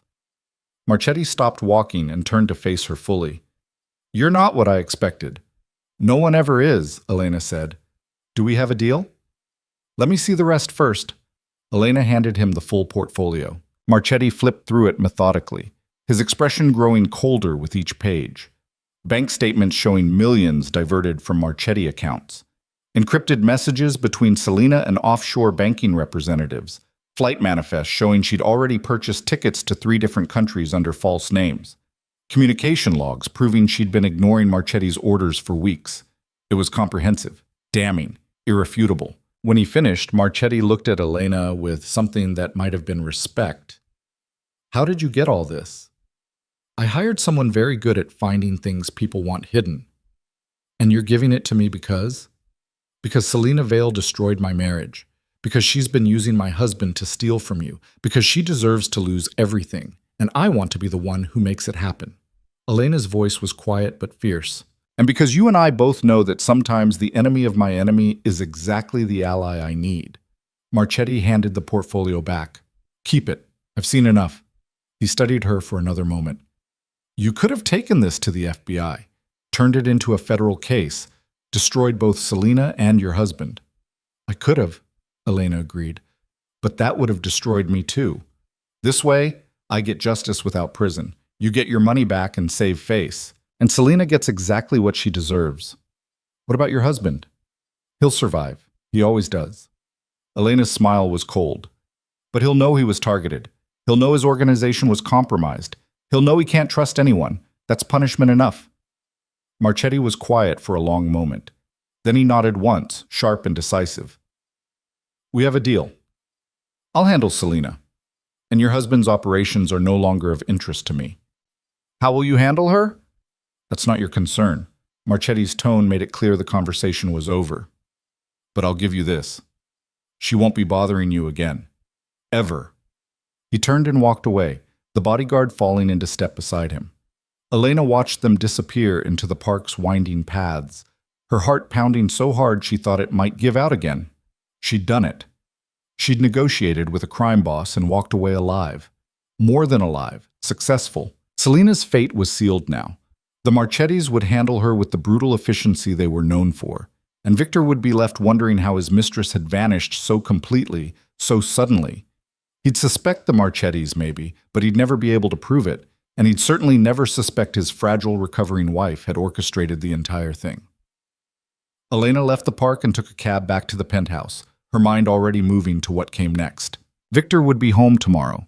Selena would be gone, one way or another, within days. And then Elena could begin the final phase of her plan, the divorce. Because this wasn't about revenge anymore. It wasn't about punishing Victor or destroying Selena or proving she was strong enough to fight back. It was about freedom, real freedom, the kind that came from burning your old life to the ground and building something new from the ashes. That night, Elena slept better than she had in months. And when she dreamed of flight. Victor returned from his trip 2 days later looking like a man who'd aged a decade. The lines around his eyes had deepened, and there was a tightness to his jaw that spoke of sleepless nights and problems that wouldn't solve themselves no matter how much money or violence he threw at them. "How did it go?" Elena asked as he dropped his suitcase in the bedroom, though she already knew the answer. Barrett's updates had kept her informed of every meeting, every tense negotiation, every moment Victor had spent trying to plug the leaks in his organization. "Complicated," Victor said, loosening his tie. "We've got problems I'm still trying to sort out. Anything I can help with?" He looked at her with an expression that was almost tender. "No, but thank you for asking." He crossed to her and kissed her forehead. "It's good to be home. I missed you."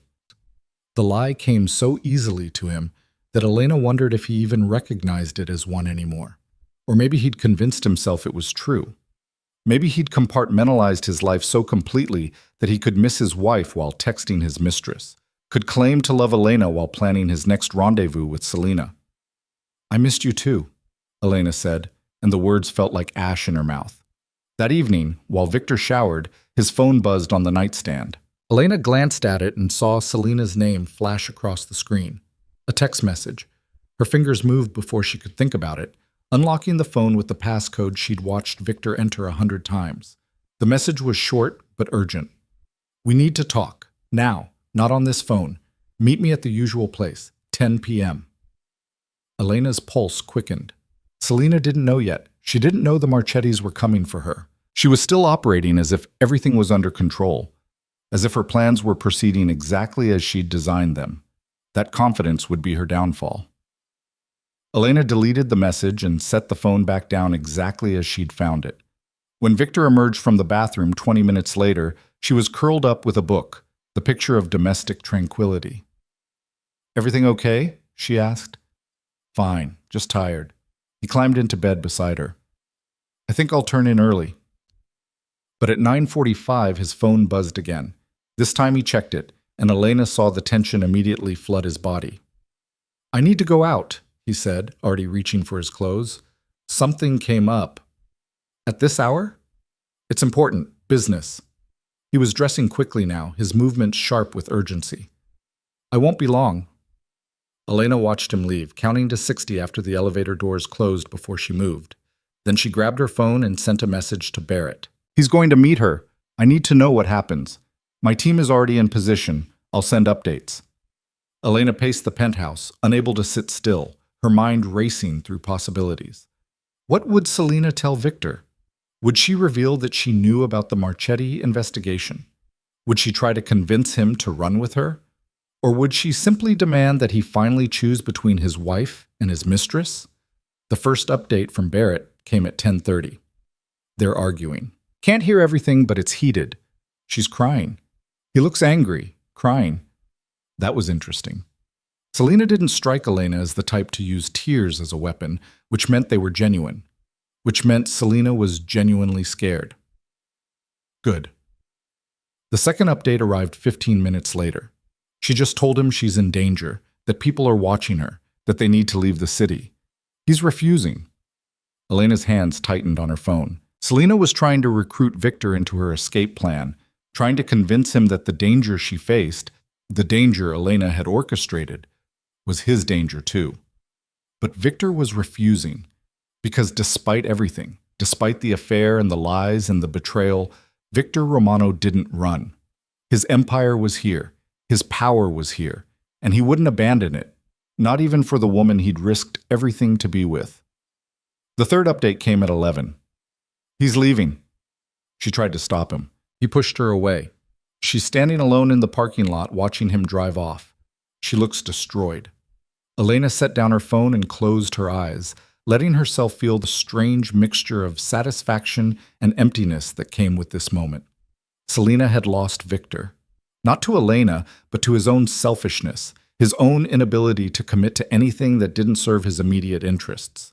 It was the exact punishment she deserved. Victor arrived home just after midnight, his expression dark and closed.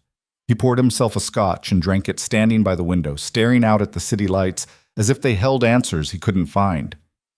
"Bad meeting?" Elena asked softly. "You could say that." He didn't turn around. "Someone I trusted turned out to be someone I shouldn't have trusted." "I'm sorry." "Are you?" The question wasn't accusatory, just tired. "I wouldn't blame you if you weren't." Elena's breath caught. Did he know? Had he somehow figured out that she'd been the architect of Selena's downfall? "Why would you say that?" she asked carefully. Victor finally turned to face her. "Because I haven't been the husband you deserve. Because I've been distracted and distant and—" He trailed off, seeming to search for words he couldn't find. "Because you'd have every right to be glad when my chickens come home to roost." It wasn't a confession. Not quite. But it was close enough that Elena felt something shift between them. "I don't take pleasure in your problems, Victor," she said. And it was true. What she felt wasn't pleasure. It was justice. "I just want you to be honest with me." "About what?" "About everything." Elena stood and crossed to him, looking up into his face. "About where you've been, who you've been with, what you want from this marriage."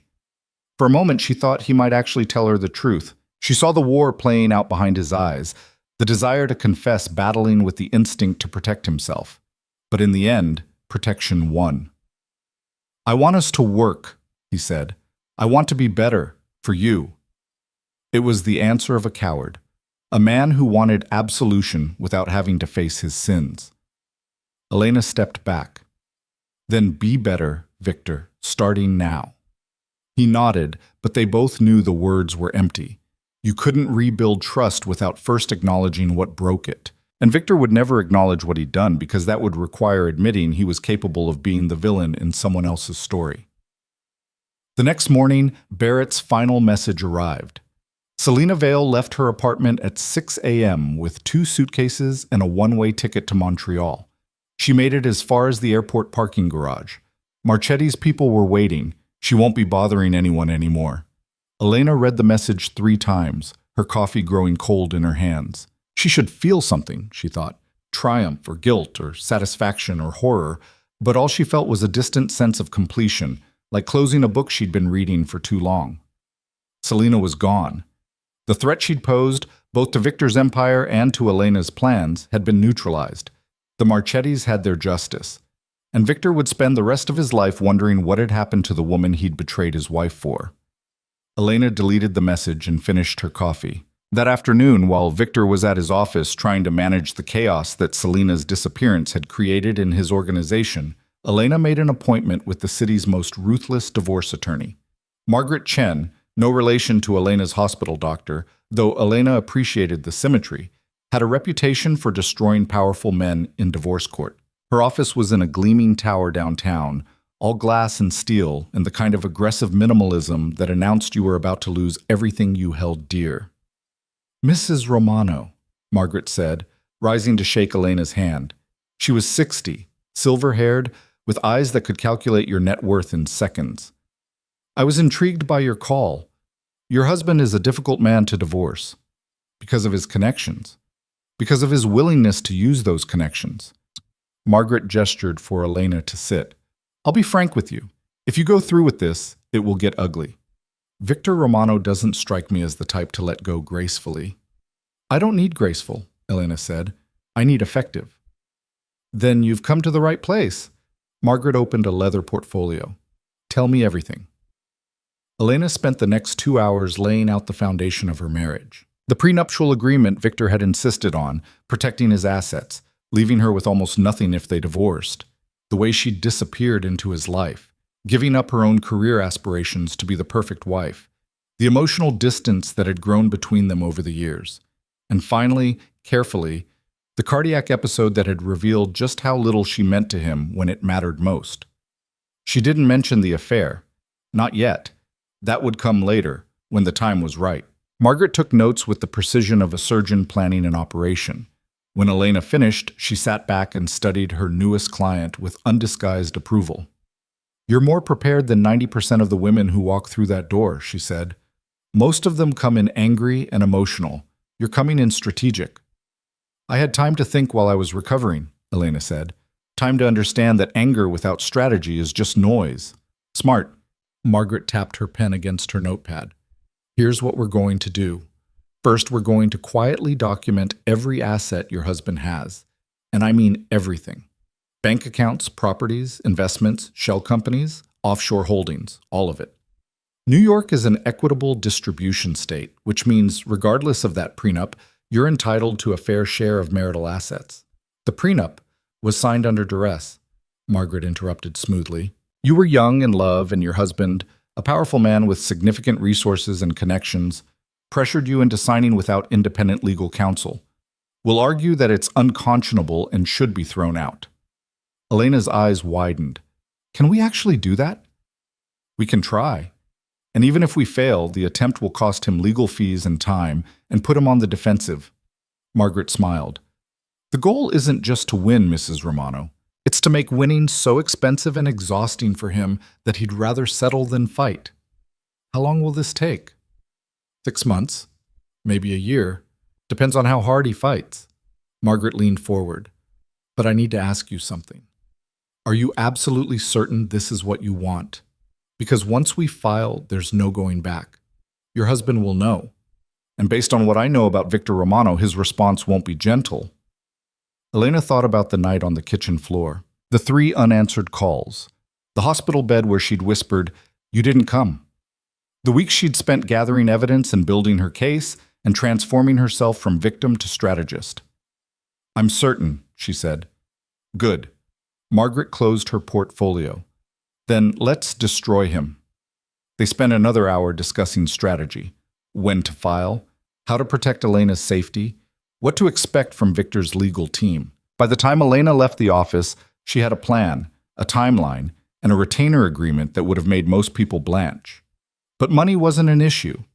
Elena had been quietly moving funds from their joint accounts into a separate account in her name, small amounts that wouldn't trigger any alerts. She'd accumulated enough to pay for the best representation money could buy. Walking back through the city streets, Elena felt lighter than she had in years. The plan was in motion. Selena was gone. Victor was vulnerable. And Elena was finally in control of her own life. But as she turned the corner toward her building, she saw something that made her blood run cold. Victor's Mercedes was already parked in front of the building. He was home early. And standing beside his car, talking to him with urgent gestures, was one of his security team, a man Elena recognized as Marcus, who handled Victor's most sensitive operations. She was too far away to hear what they were saying, but she could read body language. Marcus was agitated. Victor's face was dark with fury. And as Elena watched, Victor pulled out his phone and made a call, his movements sharp and violent. Something had happened, something big. Elena's mind raced through possibilities. Had the Marchettis contacted him about Selena? Had someone in his organization finally revealed the depth of the infiltration? Had he somehow discovered that Elena had been investigating him? She forced herself to walk normally toward the building, to smile at the doorman, to act as if nothing was wrong. By the time she reached the lobby, Victor and Marcus had moved inside to the garage. She took the elevator up alone, her heart pounding, her mind preparing for whatever came next. The penthouse was silent when she entered. Elena set down her bag and moved through the rooms, looking for any sign of Victor. She found him in his study, standing behind his desk with his phone pressed to his ear. "I don't care what it takes," he was saying, his voice low and dangerous. "I want to know who gave that information to the Marchettis. Someone in my organization sold me out, and when I find out who, they're going to wish they'd never been born." Elena's stomach dropped. He knew. Not about her specifically, but he knew that someone had fed information to the Marchettis, that someone had betrayed him. Victor looked up and saw her in the doorway. For a moment, something flickered in his eyes. Suspicion, maybe. Or just the paranoia of a man who no longer knew who to trust. "I have to go," he said into the phone, and ended the call. "Elena." "I didn't hear you come in." "What's wrong?" she asked, genuine concern in her voice. "You look upset." "Business problems.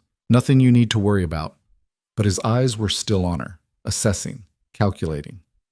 "Where were you this afternoon?" "I had a doctor's appointment, follow-up with the cardiologist." The lie came easily. She'd actually had an appointment scheduled for next week, but she'd memorized the details in case she needed an alibi. "Why?" "Just wondering." Victor moved around the desk toward her. "How did it go?" "Fine. She says my heart is healing well. I should be back to normal in another few weeks." "That's good. That's—" He trailed off, his attention already drifting back to whatever crisis was consuming him. "I'm glad you're okay, Elena. I really am." There was something in his tone that made Elena's chest tighten. Regret, maybe. Or the beginning of understanding that he'd failed her in ways he couldn't fix. "Victor," she said carefully, "whatever's happening with your business, is it dangerous? Should I be worried?" He looked at her for a long moment, and she saw him making a decision, weighing how much to tell her, how much to protect her with ignorance. "No," he said finally. "You're safe. I'll make sure of that. But I need you to do something for me." "What?" "If anyone contacts you, anyone you don't know, anyone asking questions about me or my business, I need you to tell me immediately. Don't talk to them. Don't trust them. Just tell me." Elena's pulse quickened. "You're scaring me." "I don't mean to." Victor pulled her into his arms, and for a moment, Elena let herself lean into the embrace. Let herself remember what it felt like when she'd believed his protection meant something. "I just need to know you're safe. That you're on my side." "I'm your wife," Elena said against his chest. "Of course I'm on your side." It was the biggest lie she'd ever told. That night, Elena lay awake long after Victor fell asleep, listening to the sounds of the city outside their window. Sirens in the distance, the occasional car horn, the white noise of millions of lives unfolding in the darkness. Victor's paranoia was growing. He was looking for the traitor in his organization. and sooner or later his investigation would lead him to uncomfortable questions. Questions about timing and opportunity, and who had the most to gain from his downfall. Elena needed to accelerate her timeline. She needed to file for divorce before Victor's suspicions turned toward her. Because once he started seeing her as an enemy instead of a victim, once he started treating her the way he treated all his enemies, her safety would evaporate. She waited until Victor's breathing deepened into true sleep, then slipped out of bed and went to the study. She sent an encrypted message to Margaret Chen. "We need to file sooner than we discussed. How quickly can you have the papers ready?" The response came back within minutes. Margaret apparently also didn't sleep. "I can have them ready by Friday, but that only gives us 3 days to finalize asset documentation." "Are you sure you want to rush this?" Elena thought about Victor's question earlier. Where were you? The suspicion in his eyes, the way he'd asked her to report anyone who contacted her, as if he was already building a web to catch whoever had betrayed him. "I'm sure," she typed back. "Friday." "Then Friday it is. I'll have the papers delivered to you for review Thursday night. Once you sign them, we file them with the court Friday morning. After that, everything happens fast." "How fast?" "Your husband will be served the papers Friday afternoon. By Friday evening, the whole city will know Victor Romano's wife is divorcing him. By Monday, the media will have the story. By next month, we'll be in court." Elena stared at the message, her finger hovering over the keyboard. This was it, the point of absolute no return. Once those papers were filed, once Victor knew she was leaving him, everything would change. His reaction would be swift and probably brutal. He'd fight her with every weapon he had: money, lawyers, connections, possibly even violence. But Elena had weapons too. She had evidence of the affair, even if Selena was gone. She had documentation of his criminal activities, gathered carefully over weeks. She had the sympathy of being the wronged wife who'd nearly died while her husband cheated. And most importantly, she had the truth on her side. "Do it," Elena typed. "File on Friday." She cleared the browser history, shut down the computer, and returned to bed. Beside her, Victor slept on, oblivious to the fact that his wife had just set in motion the destruction of everything they'd built together. 3 days, Elena thought. 3 days until freedom. She closed her eyes and waited for morning. Thursday arrived with the kind of gray, heavy sky that promised snow. Elena spent the day in a state of carefully controlled calm, going through her normal routine while internally cataloging everything she needed to do. Margaret's papers would arrive tonight. Tomorrow morning, they'd be filed. Tomorrow afternoon, Victor would know. She needed to be ready. While Victor was at the office, Elena packed a bag. Not obviously, just a few essential items hidden in the back of her closet. Medications. Important documents. Cash she'd been withdrawing in small amounts for weeks. The evidence Barrett had compiled, copied to a secure drive. Photographs from their early years together, the ones where she still looked happy. She wasn't sure why she packed those last items. Sentiment, maybe. Or just the need to remember who she'd been before all of this. The woman who'd believed in love and happy endings, and the power of commitment to overcome anything. That woman seemed like a stranger now. At 6 o'clock, Elena's phone buzzed with a message from Margaret's office. Courier delivering package at 7 p.m. Sign as Sarah Miller. Don't let your husband see it. Elena deleted the message and waited. Victor came home at 6:30, looking exhausted. He'd been spending 18-hour days at the office, trying to shore up his operations against whatever threats he imagined were circling. The paranoia was wearing on him. Elena could see it in the tightness around his eyes, the way he startled at unexpected sounds. "Long day?" she asked. "Endless." He loosened his tie and poured himself a drink. "I'm going to take a shower and then I think I'll just go to bed. Unless you want to have dinner?" "I'm not very hungry," Elena lied. "You go ahead. Rest." She watched him disappear into the bedroom, counting the minutes. At exactly 7 o'clock, the doorman called up.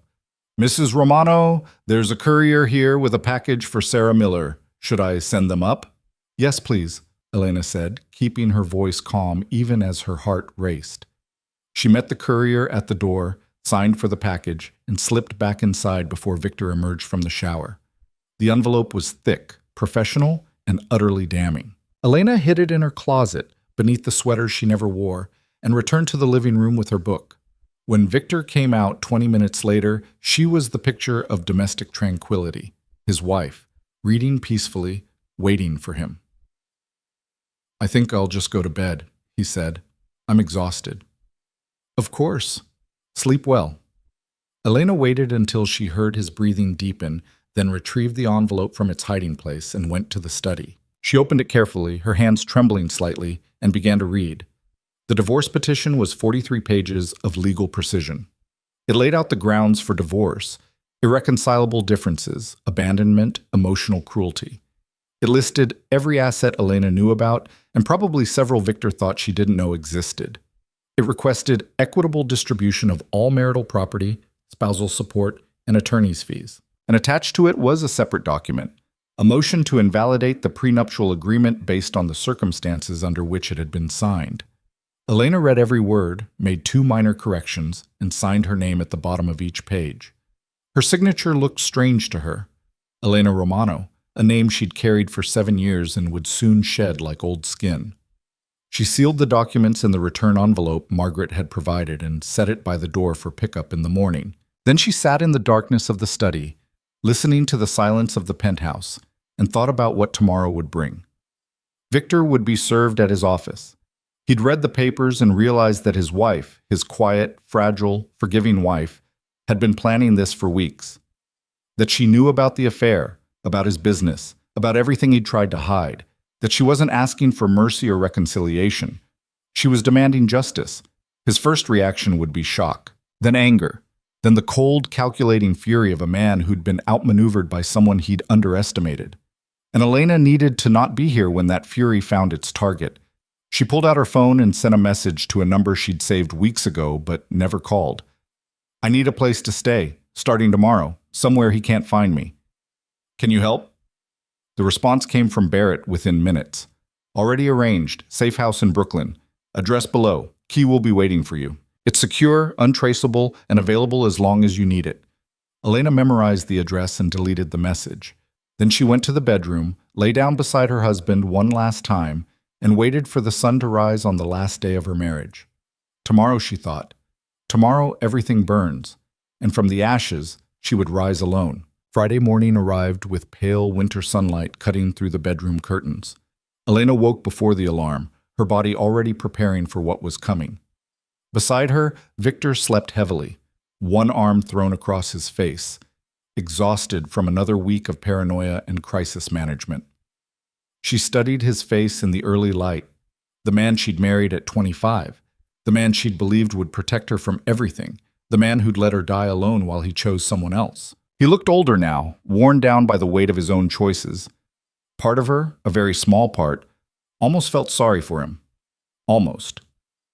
Elena slipped out of bed and dressed quickly in jeans and a sweater, practical clothes for someone who'd be moving through the city unseen. She made coffee, poured Victor a cup, and left it on his nightstand like she did every morning. The familiar ritual felt strange now, knowing it was the last time. "You're up early," Victor mumbled, his eyes still closed. "Couldn't sleep." Elena kept her voice light. "I thought I'd go for a walk, clear my head. It's cold out. I'll bundle up." She kissed his forehead, a goodbye he didn't know was a goodbye. "Go back to sleep. You need the rest." He caught her hand, holding it for a moment. "Elena? Yes? I know things haven't been good lately, but I want you to know that you're important to me, that you matter." The words should have meant something weeks ago. Now they were just noise, the sound of a man trying to convince himself he was better than his actions proved. "I know, Victor," Elena said softly. "I know." She left him there and walked out of the penthouse with only her purse and the bag she'd hidden by the door. The doorman wished her a good morning, and Elena smiled back, wondering if he'd remember this moment later when the police came asking questions. The courier pickup happened at exactly 8 o'clock. Elena handed over the sealed envelope containing the signed divorce papers and watched it disappear into the morning traffic. By 9, those papers would be filed with the court. By noon, they'd be served to Victor at his office. By then, Elena would be gone. She took a cab to the Brooklyn address Barrett had provided, a brownstone in a quiet neighborhood where no one paid attention to strangers. The key was exactly where he'd said it would be, and the apartment inside was sparse but clean. A place to disappear. A place to wait. Elena set down her bag and pulled out her phone. She had one more message to send before everything exploded. The text went to a number she'd obtained through Barrett's investigation, a federal prosecutor named Sarah Hendricks, who specialized in organized crime. Elena had debated for weeks whether to take this final step, whether revenge was worth potentially destroying Victor completely. But as she sat in the safe house, thinking about the 3 unanswered calls and the cardiac episode and the months of calculated betrayal, the decision became simple. Victor had made his choices. Now he'd live with the consequences. You don't know me, but I have information about Victor Romano's operations. Financial records, shipping manifests, communications with Carlo Marchetti. Everything you'd need to build a case. I'll deliver it to you if you guarantee my safety and immunity from prosecution. Elena hit send before she could second-guess herself. Then she waited. The response came faster than she expected. This is Sarah Hendricks. I'm very interested in what you have. Where and when can we meet? Elena typed back an address. A coffee shop in Manhattan, public and safe. Tomorrow morning, 10 a.m. Come alone. I'll find you. Agreed. And Mrs. Romano, thank you for reaching out. Elena stared at the message. The prosecutor already knew who she was. Of course she did.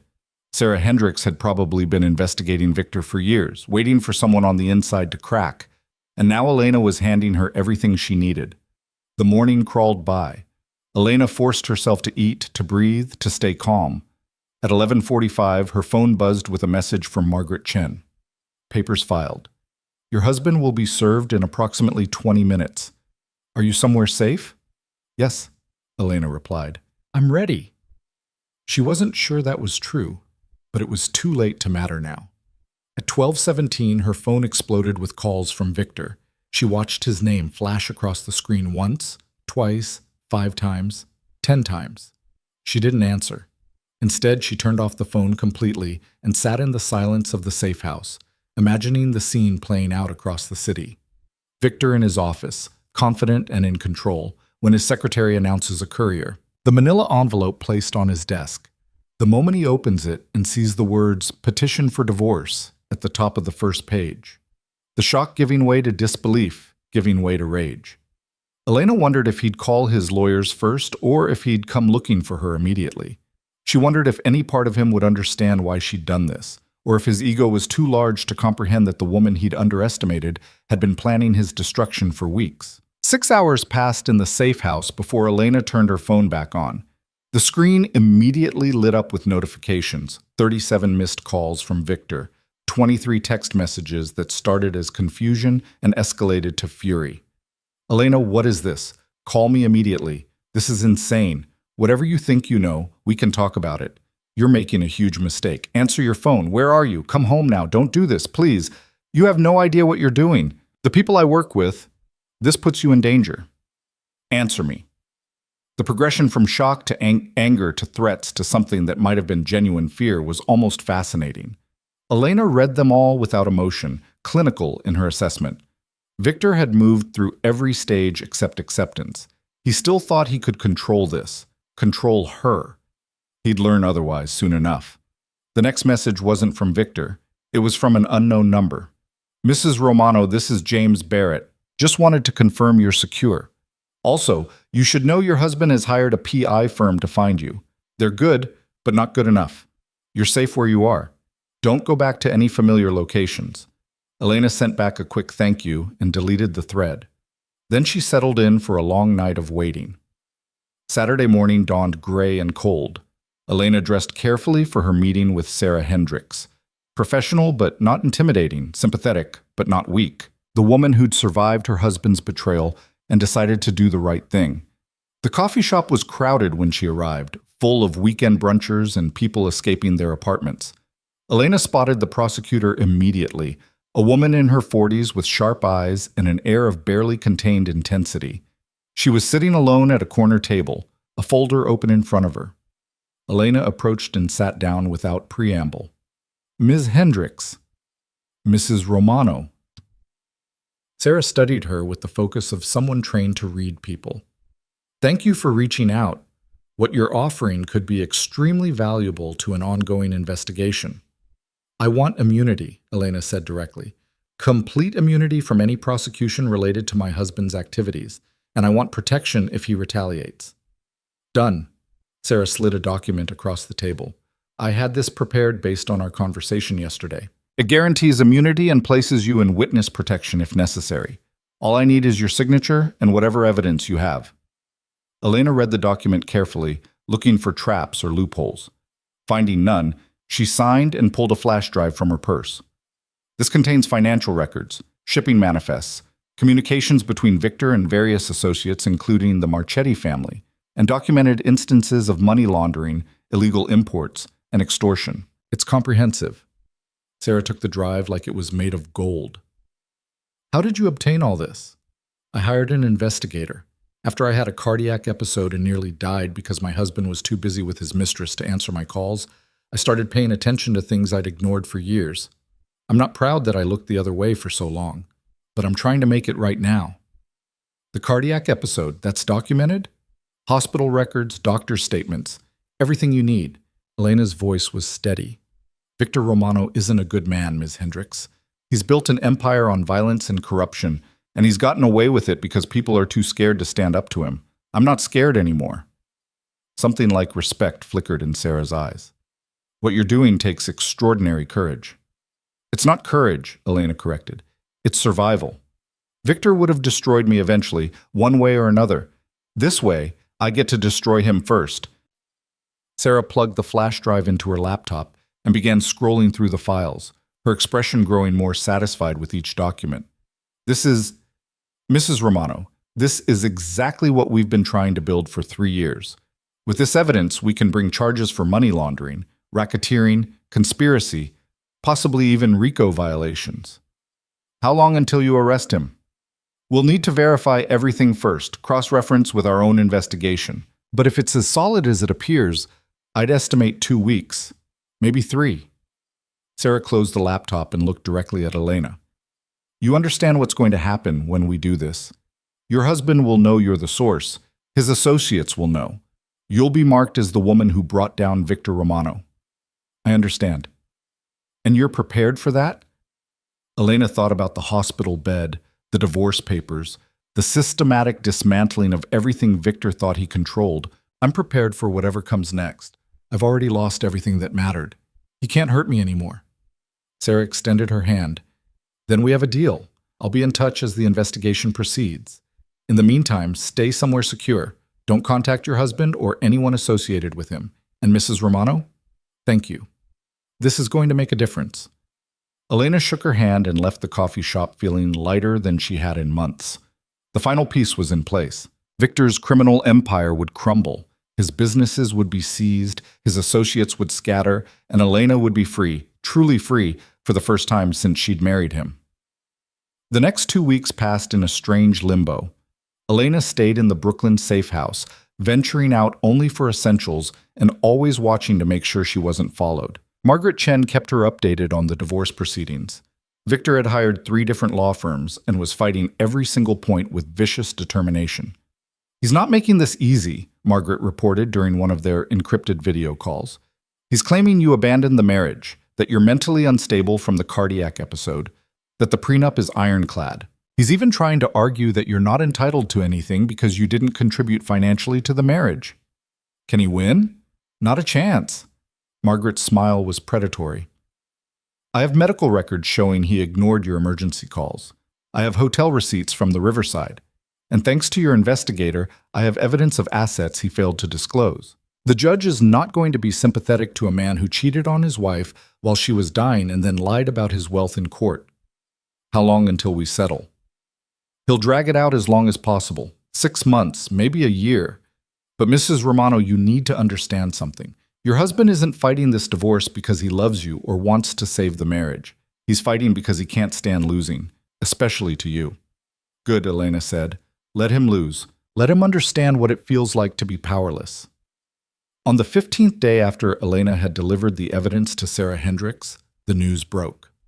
It started with a press conference, the U.S. attorney announcing a major indictment against Victor Romano and 17 of his associates on charges of money laundering, racketeering, conspiracy, and operating a continuing criminal enterprise.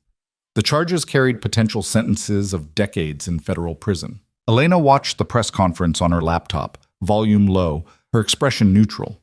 She saw Victor's photograph flash across the screen, his corporate headshot, looking powerful and confident. She saw footage of federal agents raiding his offices, his warehouses, his properties across the city. She saw the talking heads on cable news dissecting his empire and speculating about his downfall.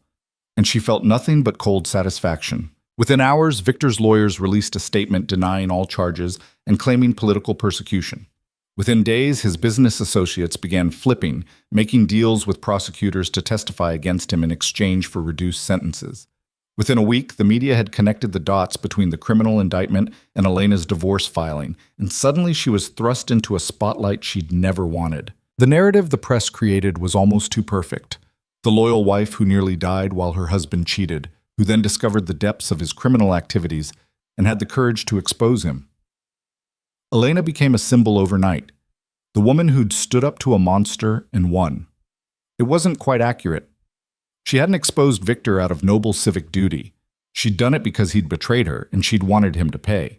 But the media didn't need complexity. They needed heroes and villains, and Elena was happy to let them cast her in the hero's role if it meant Victor wore the villains.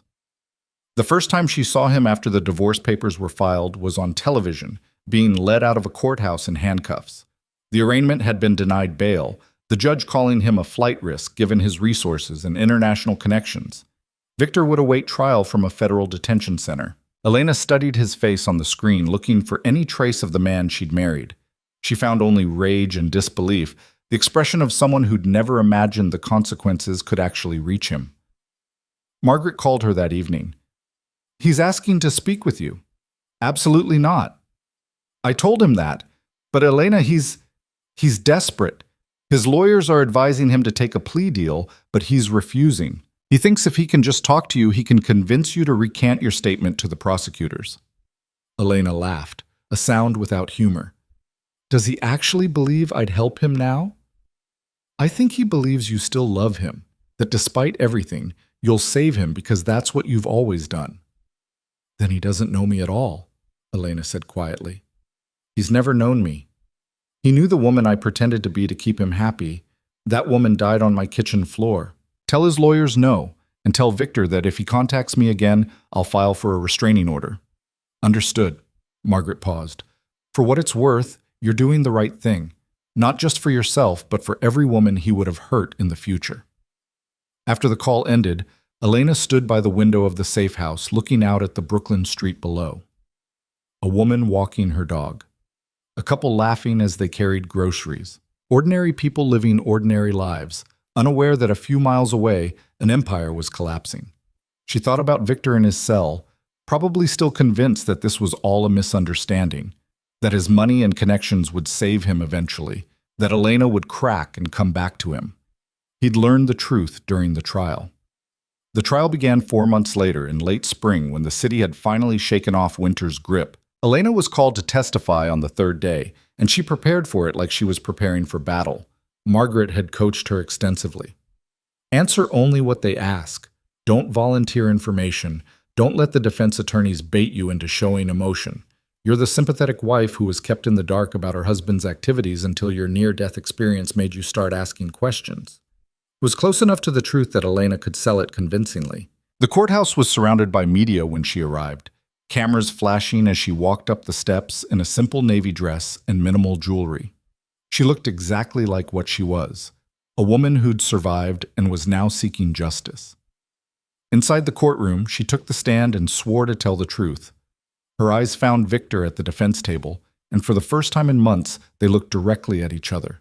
He looked terrible, thinner, grayer, with the kind of exhaustion that came from months of detention and the slow realization that he was truly, completely defeated. When their eyes met, she saw him mouth 2 words. "I'm sorry." Elena looked away. The prosecution took her through her testimony methodically. Her marriage to Victor, her medical emergency, the discovery of the affair, the decision to investigate what else he might be hiding, the evidence she'd uncovered, The choice to bring it to authorities rather than let it continue. Mrs. Romano, the prosecutor asked, when you discovered the extent of your husband's criminal activities, why didn't you simply divorce him quietly? Why did you feel compelled to bring this evidence to law enforcement? Elena looked directly at the jury as she answered, because I realized that my husband had built his empire on hurting people, exploiting them, taking advantage of the vulnerable, and I'd benefited from that empire without asking questions. I'd lived in luxury purchased with money earned through suffering, and I couldn't live with that anymore. So I chose to do the right thing, even though it meant losing everything. It was a good answer, a noble answer, and it was even partially true. The defense attorney's cross-examination was brutal. He tried to paint Elena as a bitter wife seeking revenge. He questioned her mental state following the cardiac episode. He suggested she'd manufactured or exaggerated evidence. But Elena held her ground, answering calmly and precisely, never losing her composure. When she finally stepped down from the stand 3 hours later, she felt Victor's eyes on her back as she walked out of the courtroom. She didn't look back. The trial lasted 6 weeks. The evidence was overwhelming, not just what Elena had provided, but what the prosecutors had built around it. Former associates testified against Victor in exchange for lighter sentences.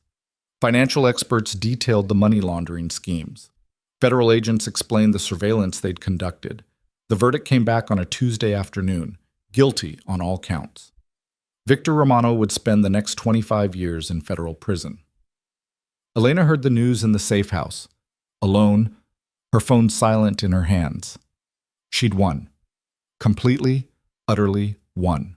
Victor's empire was destroyed, his freedom gone, his reputation shattered beyond repair. And she was free. Free of the marriage, free of his shadow, free to build whatever life she wanted. So why did she feel so empty? The divorce was finalized 3 weeks after the verdict. With Victor's assets seized by the federal government, there wasn't much to fight over. Elena received a settlement that was modest compared to what she might have gotten, but more than enough to start over. The prenup was thrown out, just as Margaret had predicted, and the judge made it clear in his ruling that he had no sympathy for a convicted criminal trying to hide assets from his wife. On the day the divorce was official, Elena signed the final papers in Margaret's office and walked out into the Manhattan sunshine as Elena Chen, taking back her maiden name, reclaiming the identity she'd lost when she became Mrs. Romano. "What will you do now?" Margaret asked as they said goodbye. "I don't know," Elena admitted. "I've spent so long planning Victor's destruction that I haven't thought about what comes after." "Then that's your next project," Margaret said with a slight smile. "Figuring out who Elena Chen wants to be." Elena spent the summer traveling, something she'd never done before.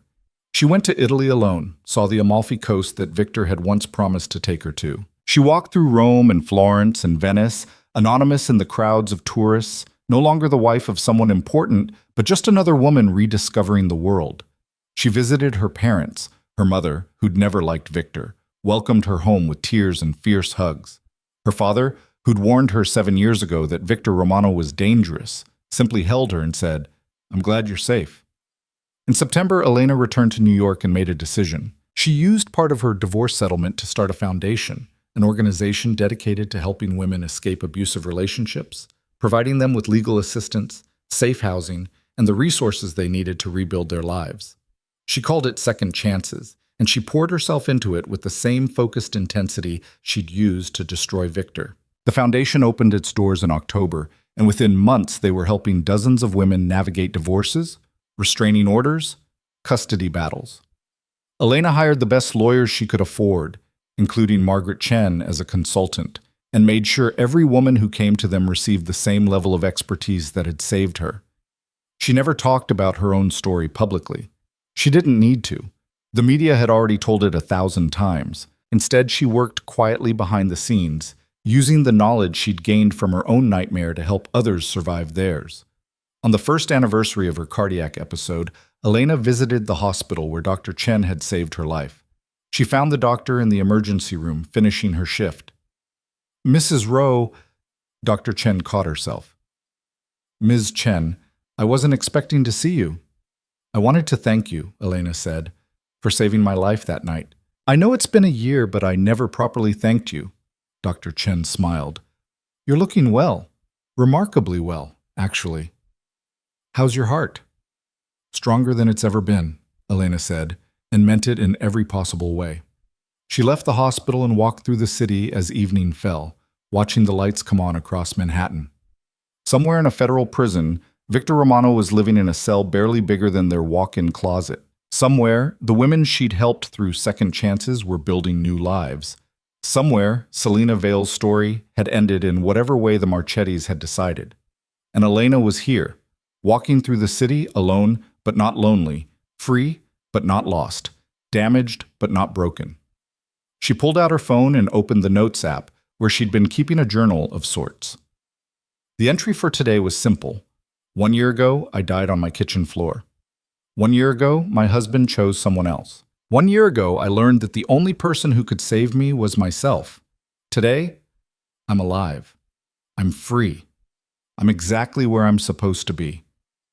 The heart they said was broken has healed, not the way it was before, stronger, different, mine. Elena closed the phone and continued walking as the first snow of the season began to fall. Behind her, the ghost of who she'd been faded into the city lights. Ahead of her stretched the rest of her life, unwritten and full of possibility. She'd burned her old world to the ground and risen from the ashes. And she'd never felt more alive. The woman Victor Romano had underestimated, the wife he'd betrayed, the victim he'd created. That woman no longer existed. In her place stood Elena Chen, survivor and architect of her own salvation. A woman who'd learned that sometimes the only way to save yourself was to destroy everything trying to kill you. Winter settled over the city, cold and clean and new. And Elena walked into it with her head high, her heart whole, and her future entirely her own. The story of her destruction had become the story of her rebirth. And she was just getting started.